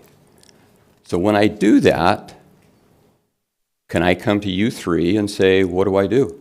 Where do I go? You know, I don't know what to do. I don't know what I'll do. Can I get by for a while? Yes, I can. Especially if they know, Benton County knows, okay, you're working on your facility, and that's going to happen, and we'll work with you. We'll put up with the crowdedness here. The other thing is when we go over there, sometimes we're there a couple hours because we have to wait because they're using their equipment. They're using the things that we need to use. Sometimes we have law enforcement with us. Now we've tied up them for longer periods of time.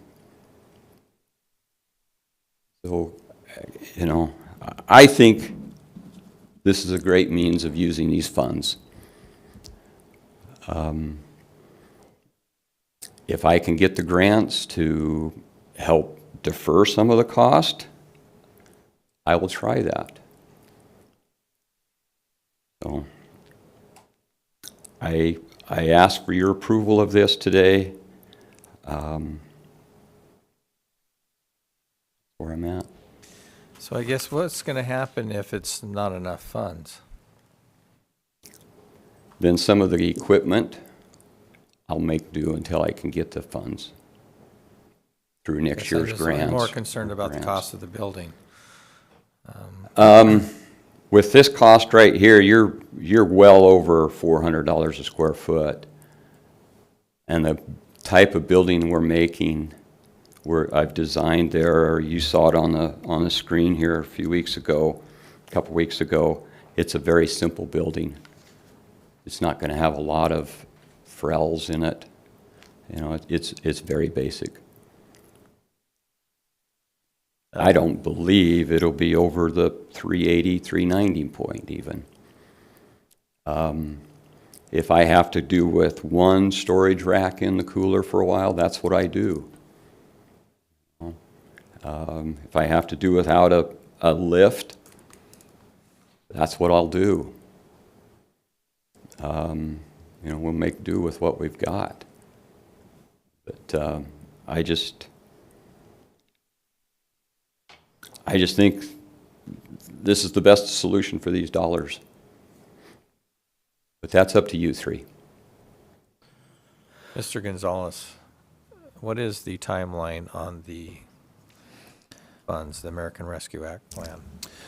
They have to be allocated by December 31st, as Commissioner Bauman stated. So it doesn't mean they have to be spent, but you have to have them locked in for what your intent is.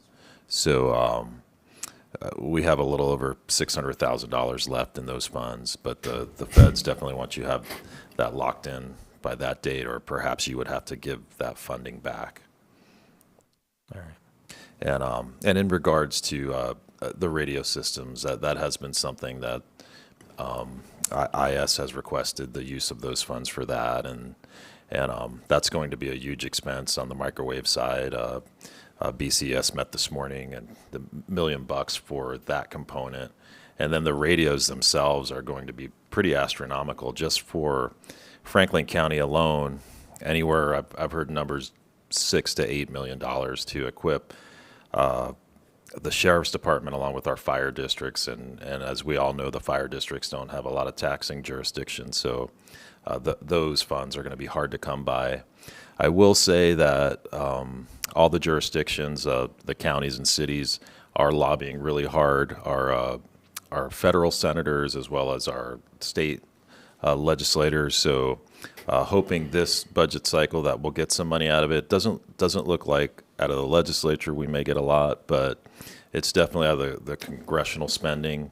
The asks are very high for that component, but the radio system is in disarray. So and we also have this need. So we're kind of at this juxtaposition of two pretty high needs, and sort of where we go obviously is in your guys' hands, but both important issues. But certainly the radio and the infrastructure for radios is going to be a huge cost. There's no doubt about it. And I was going to talk a little bit about that in my update, and just wanted to tee it up for the commission that Tom Huntington is here and IS is here, and Michael Namchek is also here to talk a little bit about sort of the latest developments with BCS today and some of those other components. But that's what I got to Chair say. recognizes Commissioner Bauman.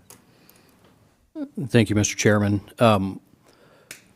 I think we need to allocate these funds today for the coroner's building. The reason I do is because he's ready and prepared, and like he has shared, and as I've dug into it, trying to learn, I do believe that these funds are adequate to build the building and equip it as he finds necessary.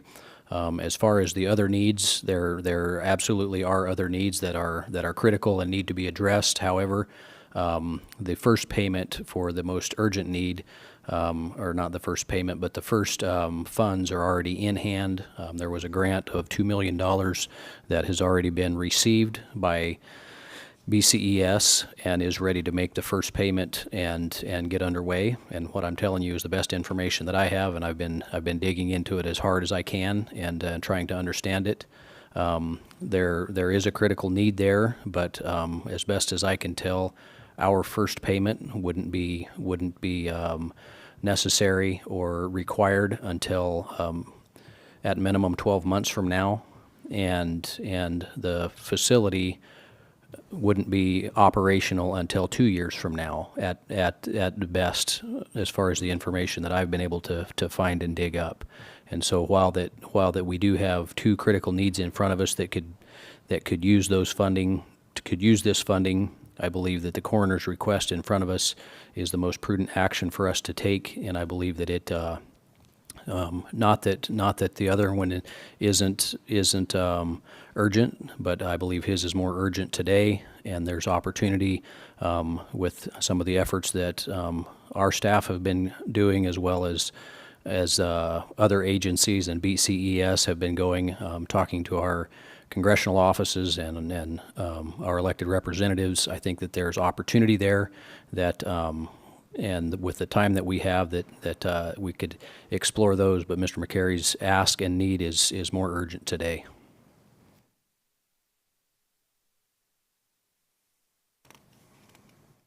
With that, I'll ask for a motion. Mr. Chairman, I would move that we pass resolution number 2024-060 and approval of an award of the American Rescue Plan Act, ARPA funding for $664,610.35 to the Franklin County Coroner.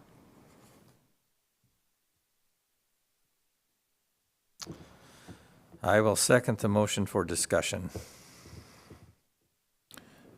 And Chair, permission to interrupt. I know Liz Couples, our IS director, was asking if she could say something, if you want to recognize her. All right. Chair recognizes Liz. I believe this is time for Commissioner's discussion, and I would ask that it stay within that for this portion of this. It is out of the ordinary at this time, so. Discussion. I think we do need to hear from Liz Couples about the emergency radio situation and the crisis that we're in that situation. I think that's a separate issue at this point. So, right now, we're in the discussion on Resolution 2024-060.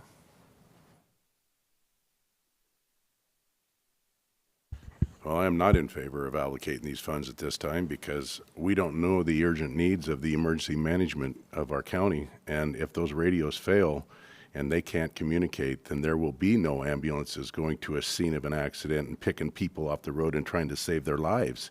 This is a life and death situation that we're talking about here. And I think that this is something that cannot wait for funding. Well, from my understanding, it says minimum of $6 million ask, and the actual cost is closer to $18 million. No, they stated that they needed these funds to make us get into the 800 hertz so that we can, or to patch our radios together enough so that they are functional. Our radios could fail at any day if I heard it correctly. These radios are on their last leg, and they are going to fail. It's not when, it's not if, it's when. And if they do fail, then we are in a crisis situation, and we're going to be spending a whole lot more money for it. I agree with your summary, Commissioner Didier. However, there's $2 million that has already been received in grant funding that will make the payment to get the contract underway. And at the earliest, that our first or whole payment, depending on how that you see it, our first payment may be due 12 months from now, may not be. I am not familiar in contracting to pay our part in full until after a project is delivered. And so the project won't be delivered as operational, in my understanding, until at minimum 24 months from now. And so, potentially our first payment, as best as I am able to understand it, our first payment would be due approximately 6 months from now. And to The size of that payment, I'm unclear, even though I've been trying to understand and read and learn the information, and I believe that we have an inadequate information right now to even have an understanding of what our proportionate share is, and the understanding of what it is and why the payments are due when they are due. So this is another reason why then we should prolong this, so that we get an accurate account of all that what you just spoke of that we don't have no idea of, and we should not be making knee-jerk reactions in the middle of a crisis.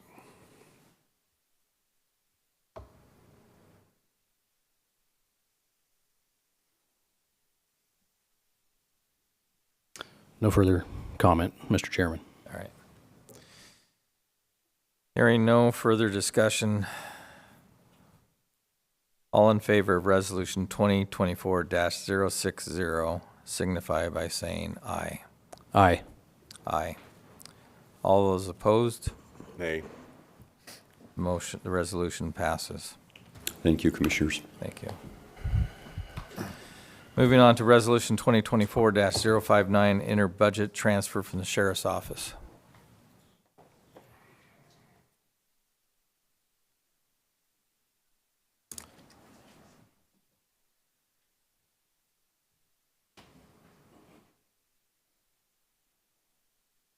The new sheriff in town. Good morning, sir. Good morning. Good morning. So I'm here on behalf of the sheriff. He's in training down somewhere. And I'd like to, for what I know about this, is that there was money that was placed into our budget and it went into overtime. And this money was allocated for this new courthouse positions for the sheriff's office. And that money should actually be moved out of that and placed into the vehicle line item so that they can purchase the vehicle for that new officer. So that's the most that I know about it. Okay. Mr. Chairman? Chair recognizes Commissioner Didier. So on this, I've looked through it, and this is for bailiffs, right? Correct? In the courthouse bailiffs? Yes.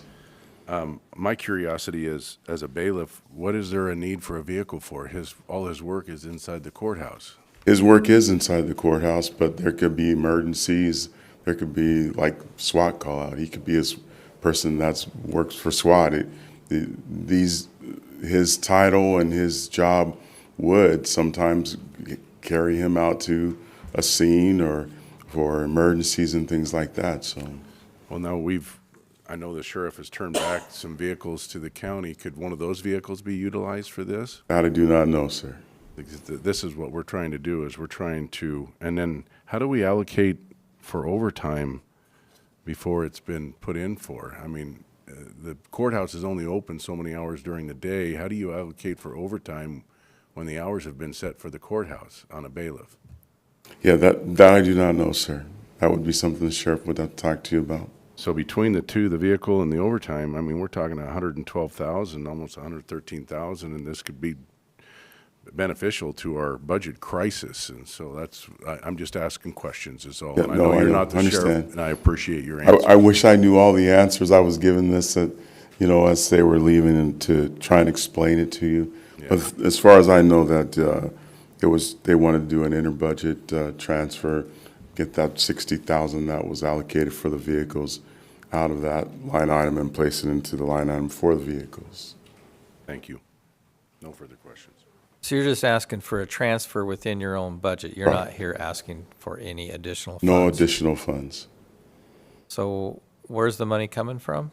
This money was actually allocated for the position, the courthouse deputy position, and somehow the money, the 60,000 that was for the vehicle, was placed into the overtime budget, and we just need to transfer that 60,000 out of that overtime into the vehicle budget line item. So what's going to happen when you run into overtime with no funds to pay them? I'm sure it will come out of our regular overtime. But that's where you're taking the money out of. Right.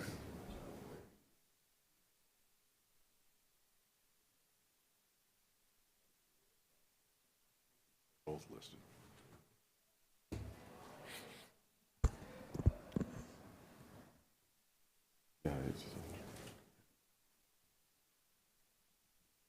And so the 52, and there is, Prosecutor Stover just, mentioned to me that there is money set into overtime of the amount of 52,896. And so there will be money sitting there for overtime.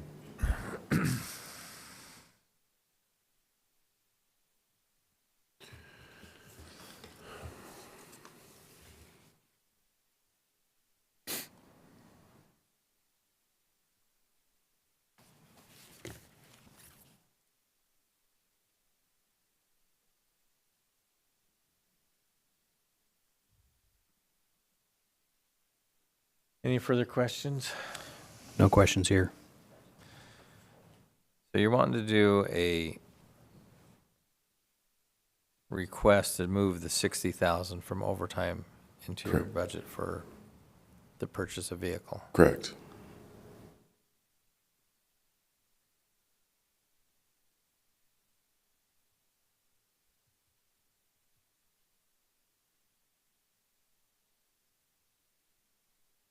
Mr. Chairman, would it be more appropriate to pull this week and push it to next week so that we can have an answer to some of these questions to a more satisfactory of the board?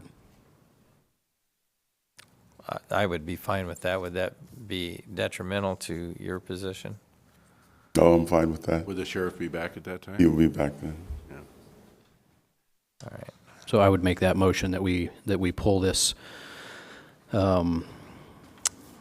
Resolution 2024-059 and move it to next week for further clarification. Consensus, yep. Consensus, yes. Thank you. All right, thank you.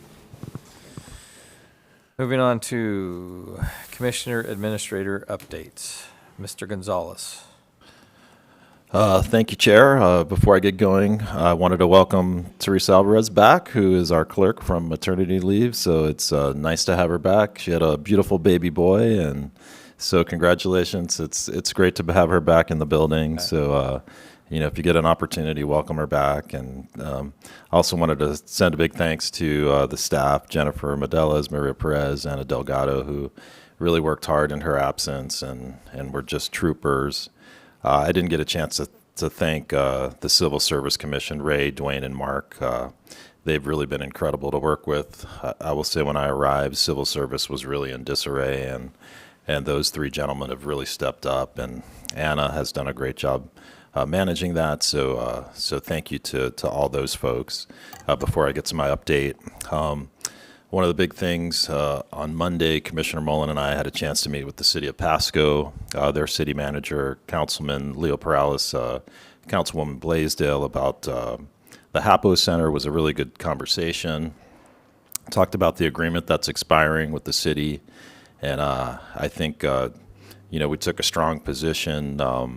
Commissioner Mullen was very vocal, so I'm pretty certain they know our position coming out of that meeting. So I think it was a fruitful meeting, and we came out with a lot of initiatives. Been working pretty closely with Larry Leisure and the HWL group on future plans, and Larry and I met with the city of Pasco about some of the uses of their facility.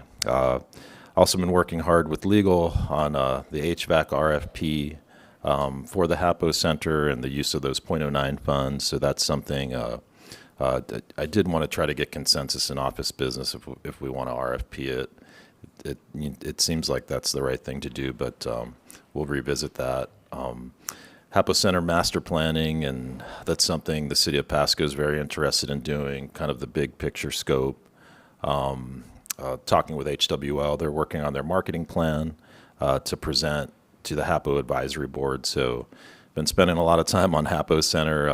Been working with the auditor's office. So thanks to the gentlemen in there, Tim, Jeff, Ryan, on working to find those O&M costs that we've paid over the years. So they've really been great to work with.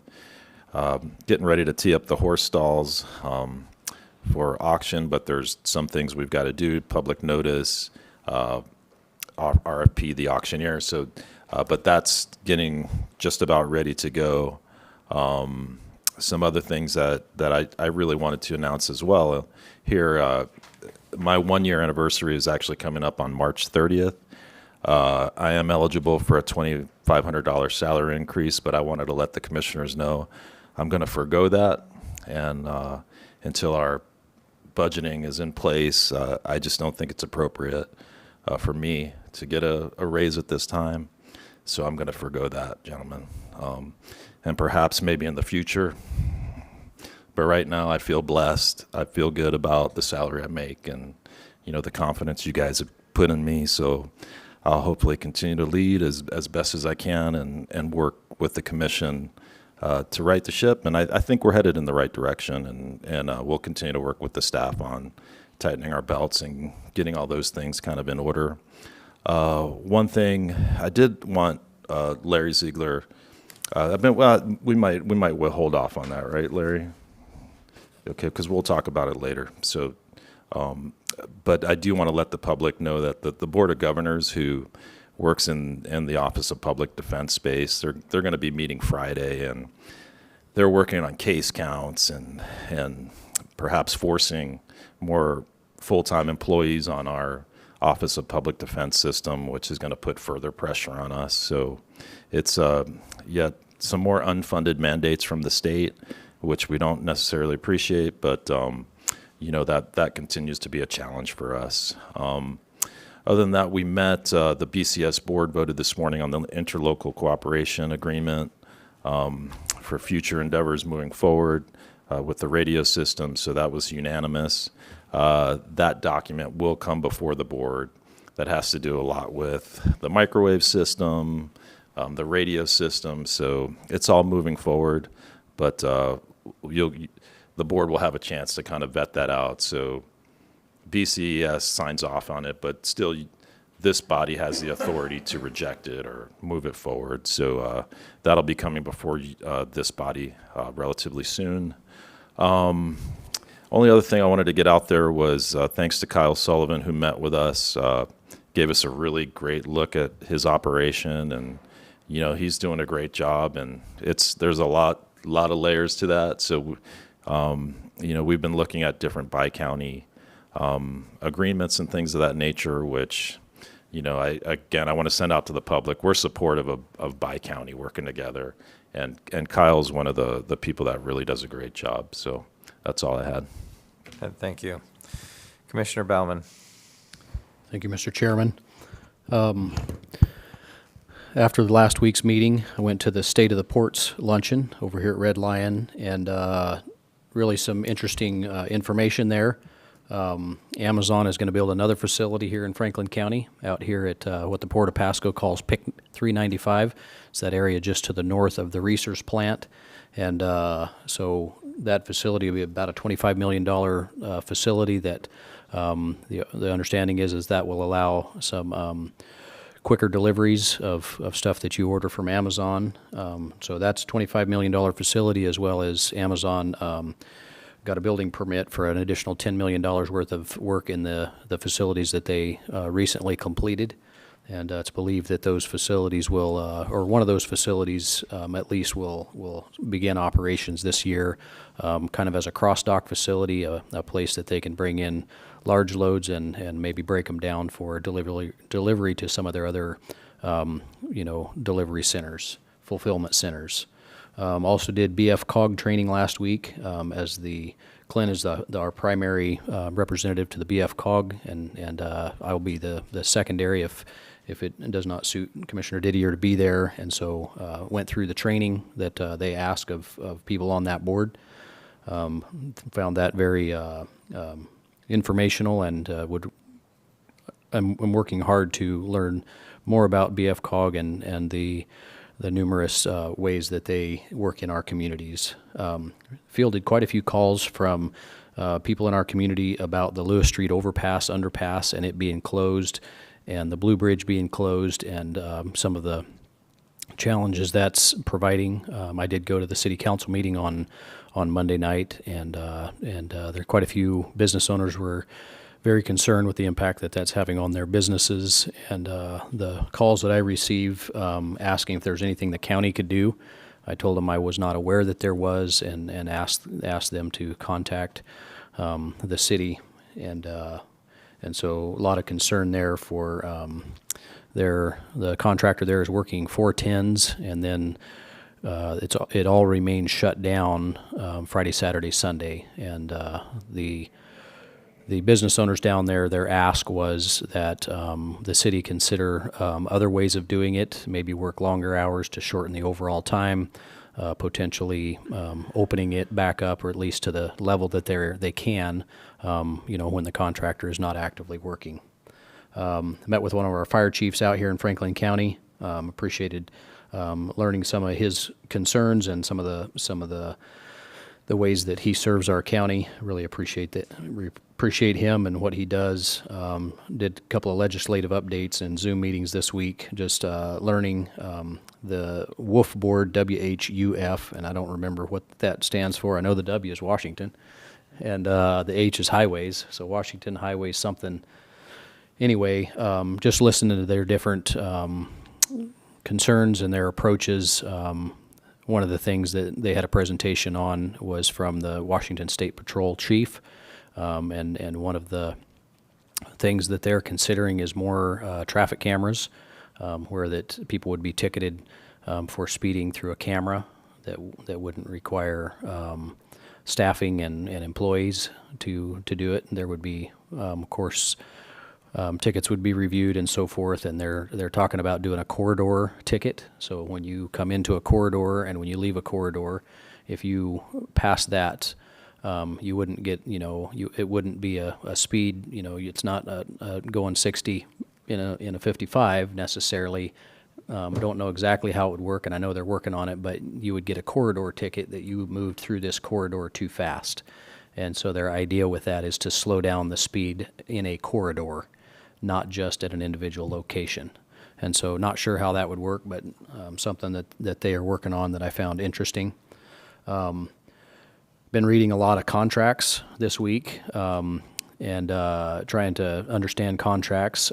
This contract that we passed today as we were here, I thumbed through this and put some notes in here, and there's, even in this contract, I feel like that we need to go through our contracts a little closer. I do want to say thank you to Mike for working so diligently to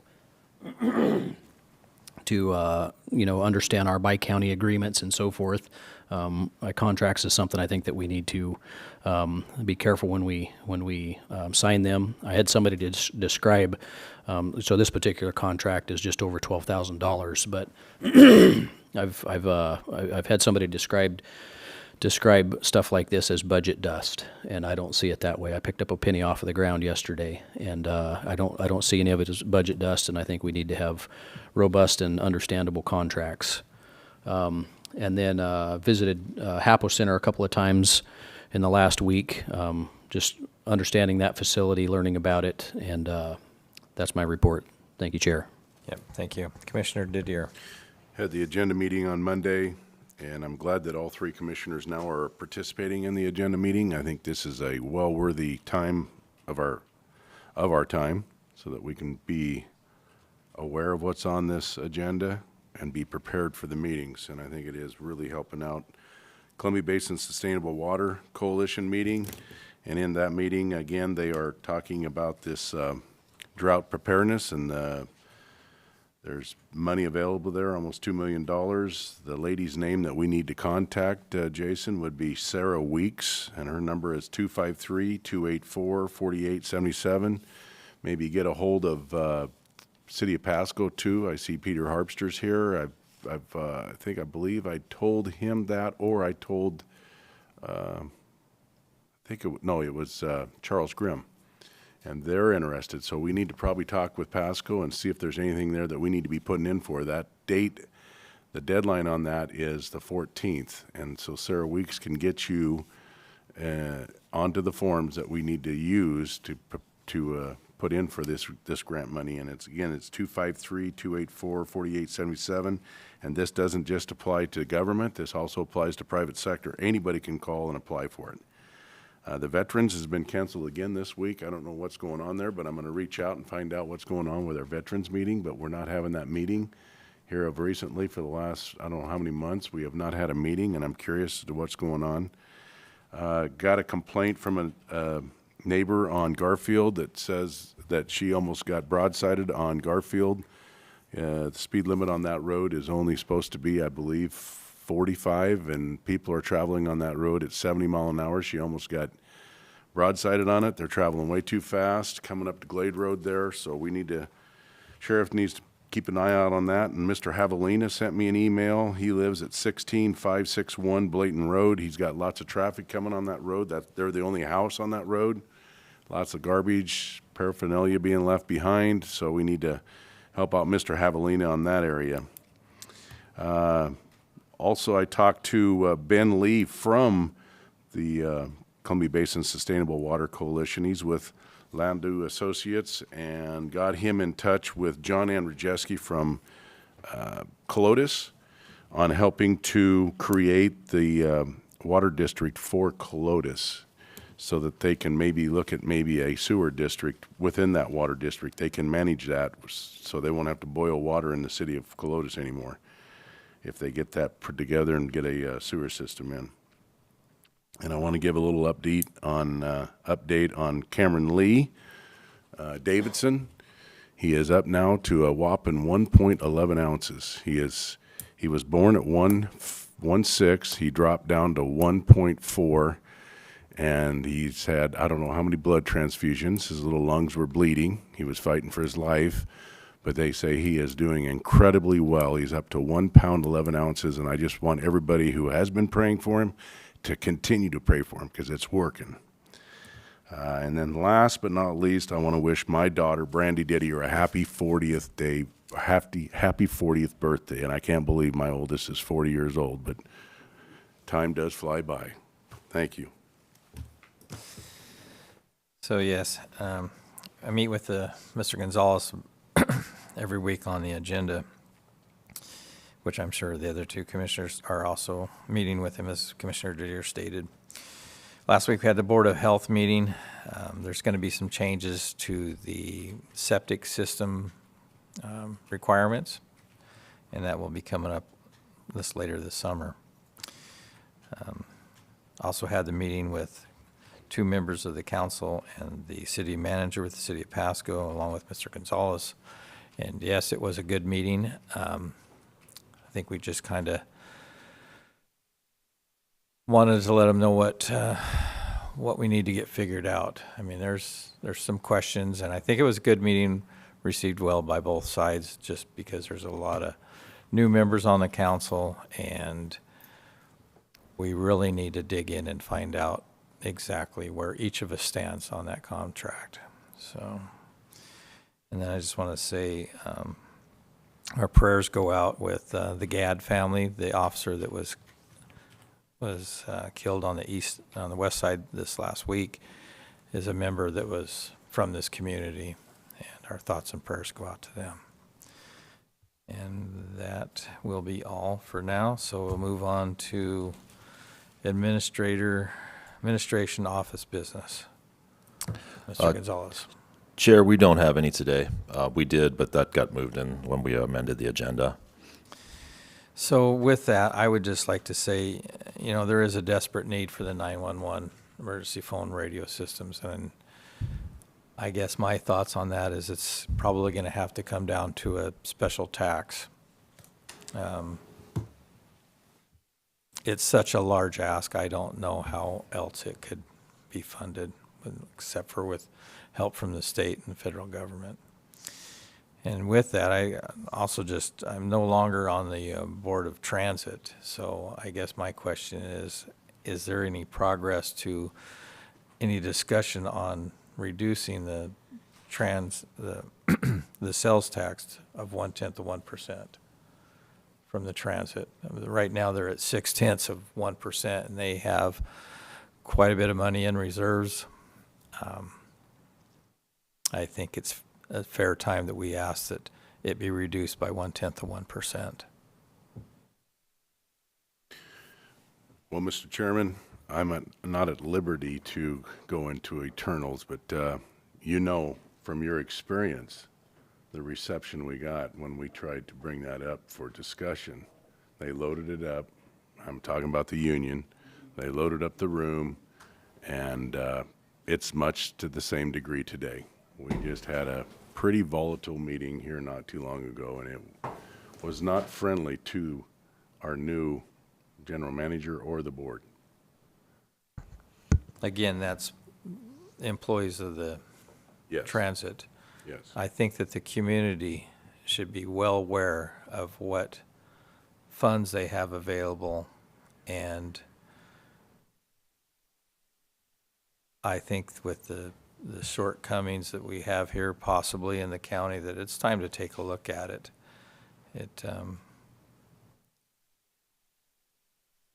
It's the taxpayers' money. It's not the employees of transit that get to make these decisions. It's the community.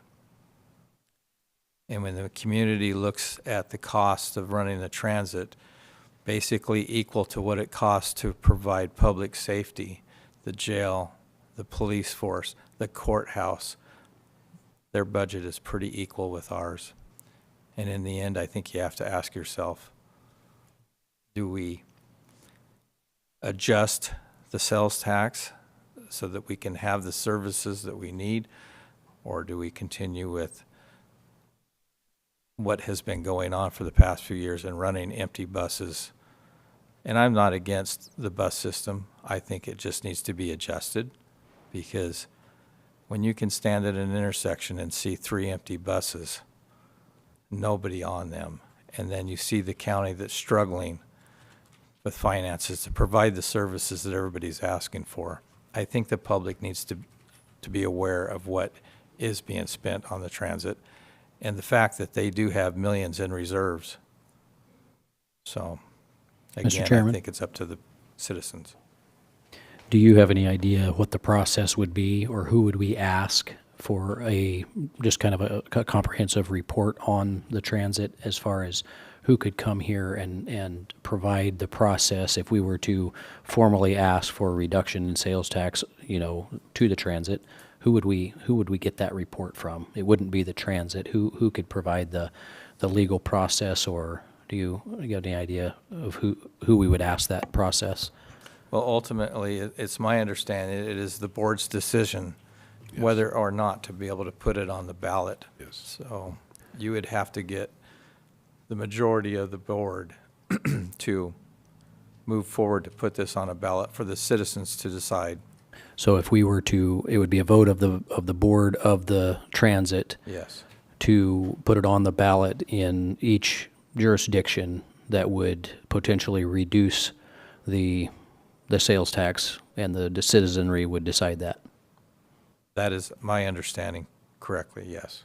Okay, I appreciate that. I've been learning about the transit hard, and that's a piece that I've been trying to understand. So yeah, I appreciate that. And if you want to, you could go to the Washington Policy Center and look up the articles that they have written about the transit system, about ours in particular. They've written some excellent articles on it. I've been reading those. Yep. All right, thank you. Moving on, public comment. Is there anyone in the room for public comment?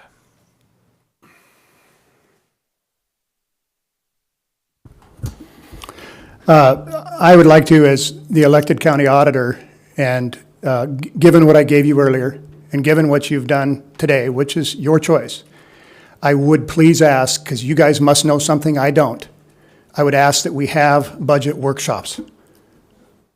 As soon as you believe there should be held. In that budget, we transferred $1.5 million to close the budget gap when we hired employees. And again, you guys know a lot more than I do, but I'm the guy that sits on top of your budget and looks at the liquidity of the county. So the plan was the $1.5 million we moved out of reserves. And so now we have $750 left. We're not in compliance with our own financial policy. And in fact, I don't know if you guys, you want to learn about, governmental accounting. We've actually got an interfund loan that will be repaid pretty soon. But I got to tell you, of that $750, we could go get $51,000 right now. Now, that doesn't mean that interfund loan, it's all inside, so that's nothing to be alarmed about. It'll just tell you, we had to take the whole 1.5 million at the end of February to make payroll. We were planning on taking it quarterly for liquidity reasons. So, listen, I believe, I've been here, I worry about, my joke that I stole from someone else was I've predicted 5 of the last 2 downturns. This is kind of my bailiwick, right? The people want me to look at this stuff, and I try to tell you individually. I'm very publicly saying, we know we're going to have a shortfall. We're telling the public we're going to have a shortfall. We have these different pots of money and money flows. We haven't frozen anything. We haven't universally said no CapEx. We haven't said no travel, no this, no that. And in those things, please read them. And I'm hoping you'll come back next week and put together some kind of an additional workshop that we can prepare for everybody. It's your budget. We keep the books. We call the budget for you. It's commissioner's budget. And I'm just running around shouting, hey, I'm not Chicken Little anymore. I mean, because we're going to get some good surprises and we're going to get some bad surprises. But in this workshop budget, you can plug in the cost of these radios, these emergent costs that we know are 1 year out, 5 year out, whatever they are, and you start to look at where we're expending this money. And when the well runs dry and you're going to look back, I mean, we added people knowing we might have a shortfall. Are they going to be the first ones to be let go? What are the priorities? And so that budget workshop, from a purely budgetary standpoint, I'm asking you formally, please, whenever it's possible here within your time schedule, get something on there so we can have a public discussion so that, the stuff that that we're supposed to be worrying about, we can be working internally to assure we can. April's coming, so we should, liquidity comes in and we should be fine, and we'll know more towards towards October. But that's the purpose of this, is to tell you, we paid a lot of money to get that prediction from Consor, and let's start to do something. So, thank you. Thank you.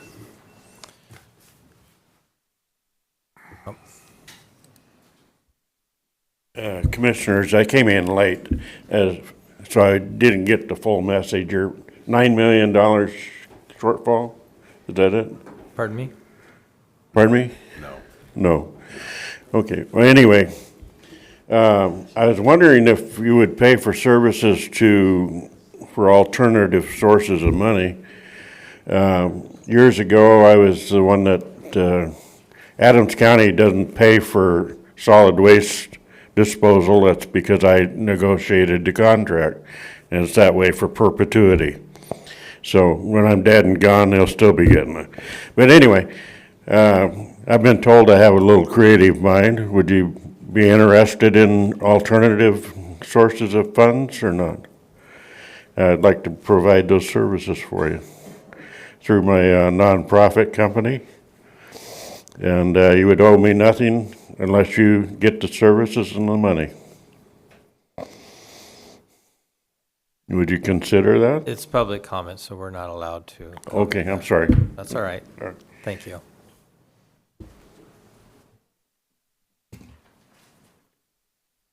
Morning, Commissioners. My name is Drew Florence. I'm the Assistant City Manager for the City of Richland.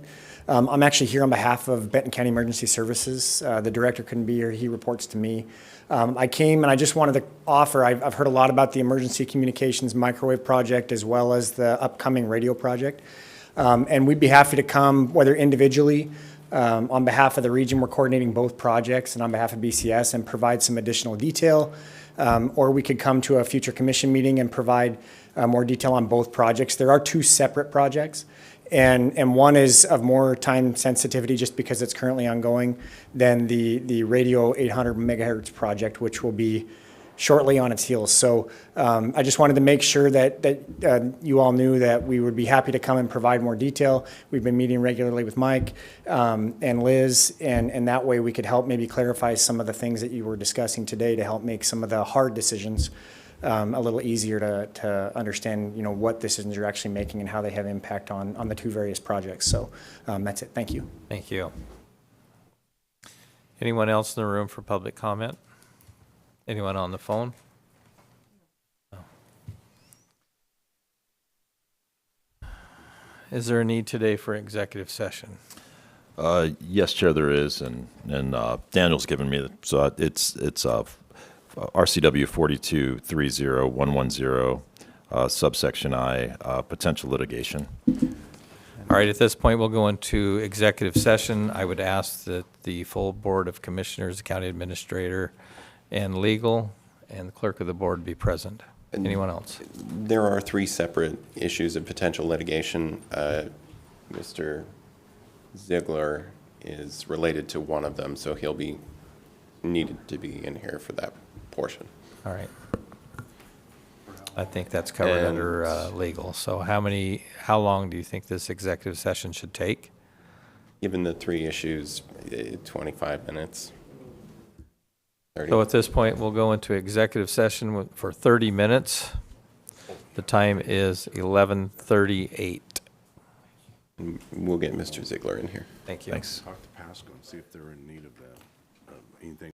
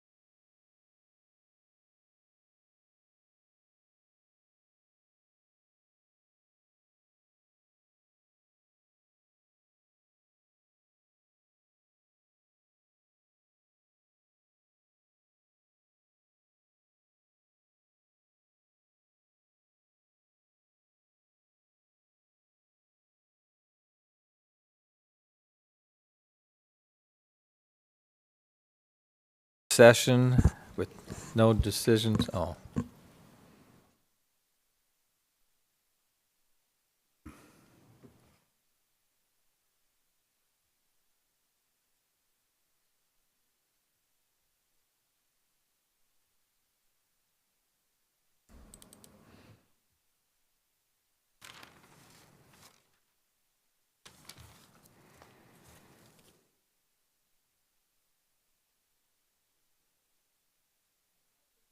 Executive session, but I don't see anything. On YouTube, I can. Okay, it is on. All right, the time is 12:08. We have come out of an executive session with no decisions being made. Is there any further business for the good of the county? Mr. Chairman, Yes. I'd like to encourage everyone to read the Capitol Press if you have not for March 1st. In here, the Mudding the Waters, court-ordered dam drawdowns, kill fish, frustrate residents that contaminated their water supply, the fish that they claim that they want to save by breaching the dams, which is the next article down. Tribes officials signed Snake River Dam Agreement. And in the end of it, it says that the stakeholders have said the deal is a pathway to breaching. If we breach the Snake River dams, we will decimate the salmon runs. According to the Mudding the Waters, they had nothing but dead fish flowing down what was left of this reservoir because of the barotrauma, a rapid extreme change in water pressure similar to scuba divers experience in the bends, killed the fish. These are the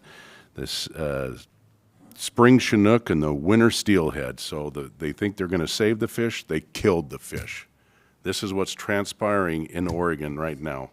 And they are on their way to trying to breach our Snake River dams. So there's a testimony of what will happen if they do. Thank you. And Chair, this is my fault. I forgot to mention this in office business, but I did want to get consensus. I've been working on the RFP for the HVAC system with the .09 funds. Just consensus that we do want to do an RFP. I've spoken to each individually, and it seemed like it was a good idea to offer that up to multiple vendors. Yes. So just wanted to gauge your comfort level, because there is the opportunity to stay with McKinstry because we are contracted with them through the Department of Enterprise Services. But I have had a lot of vendors that have reached out to me wondering if they would have the opportunity to bid at that. So I wanted to leave that in your hands.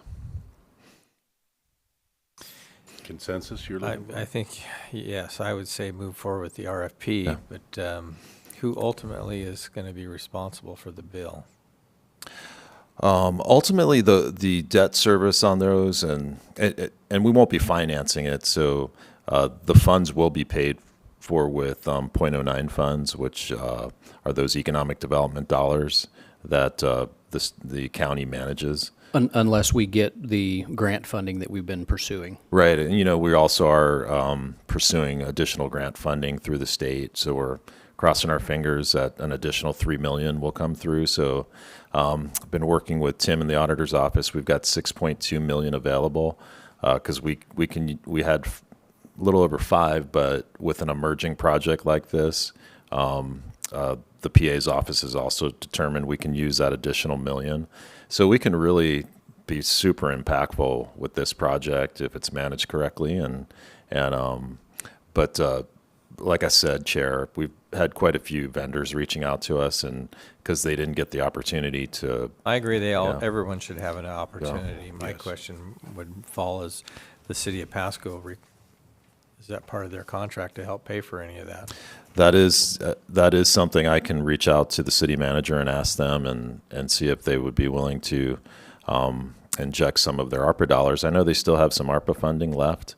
The question would be, and I know during my time as economic development manager, there is an economic development fund there that we purchased the Thunderbird with. So it's kind of a discretionary fund that perhaps they can inject some money in. But I think the counter argument might be, well, the .09 funds are based on sales tax, and we're the largest city in Pasco. I have heard that. So, and the .09 committee sort of was in consensus that we could use this funding for the HAPO Center. So I want to be sort of grateful for that, but I understand, we've been going back and forth about the O&M costs that we believe they should pay. I would really like to see the RFP process happen so that businesses in our community have an opportunity to have a chance at providing that they would have the opportunity. And as far as would encourage that we look into the contract of whether what part Pasco might play in supporting this project. And we have more than just the heating and air conditioning needs there. So I think that we have an opportunity here and look forward to seeing that. Absolutely. All righty, thank you. Thanks. Hearing no further business good for the county, I will call this meeting adjourned. Thank you.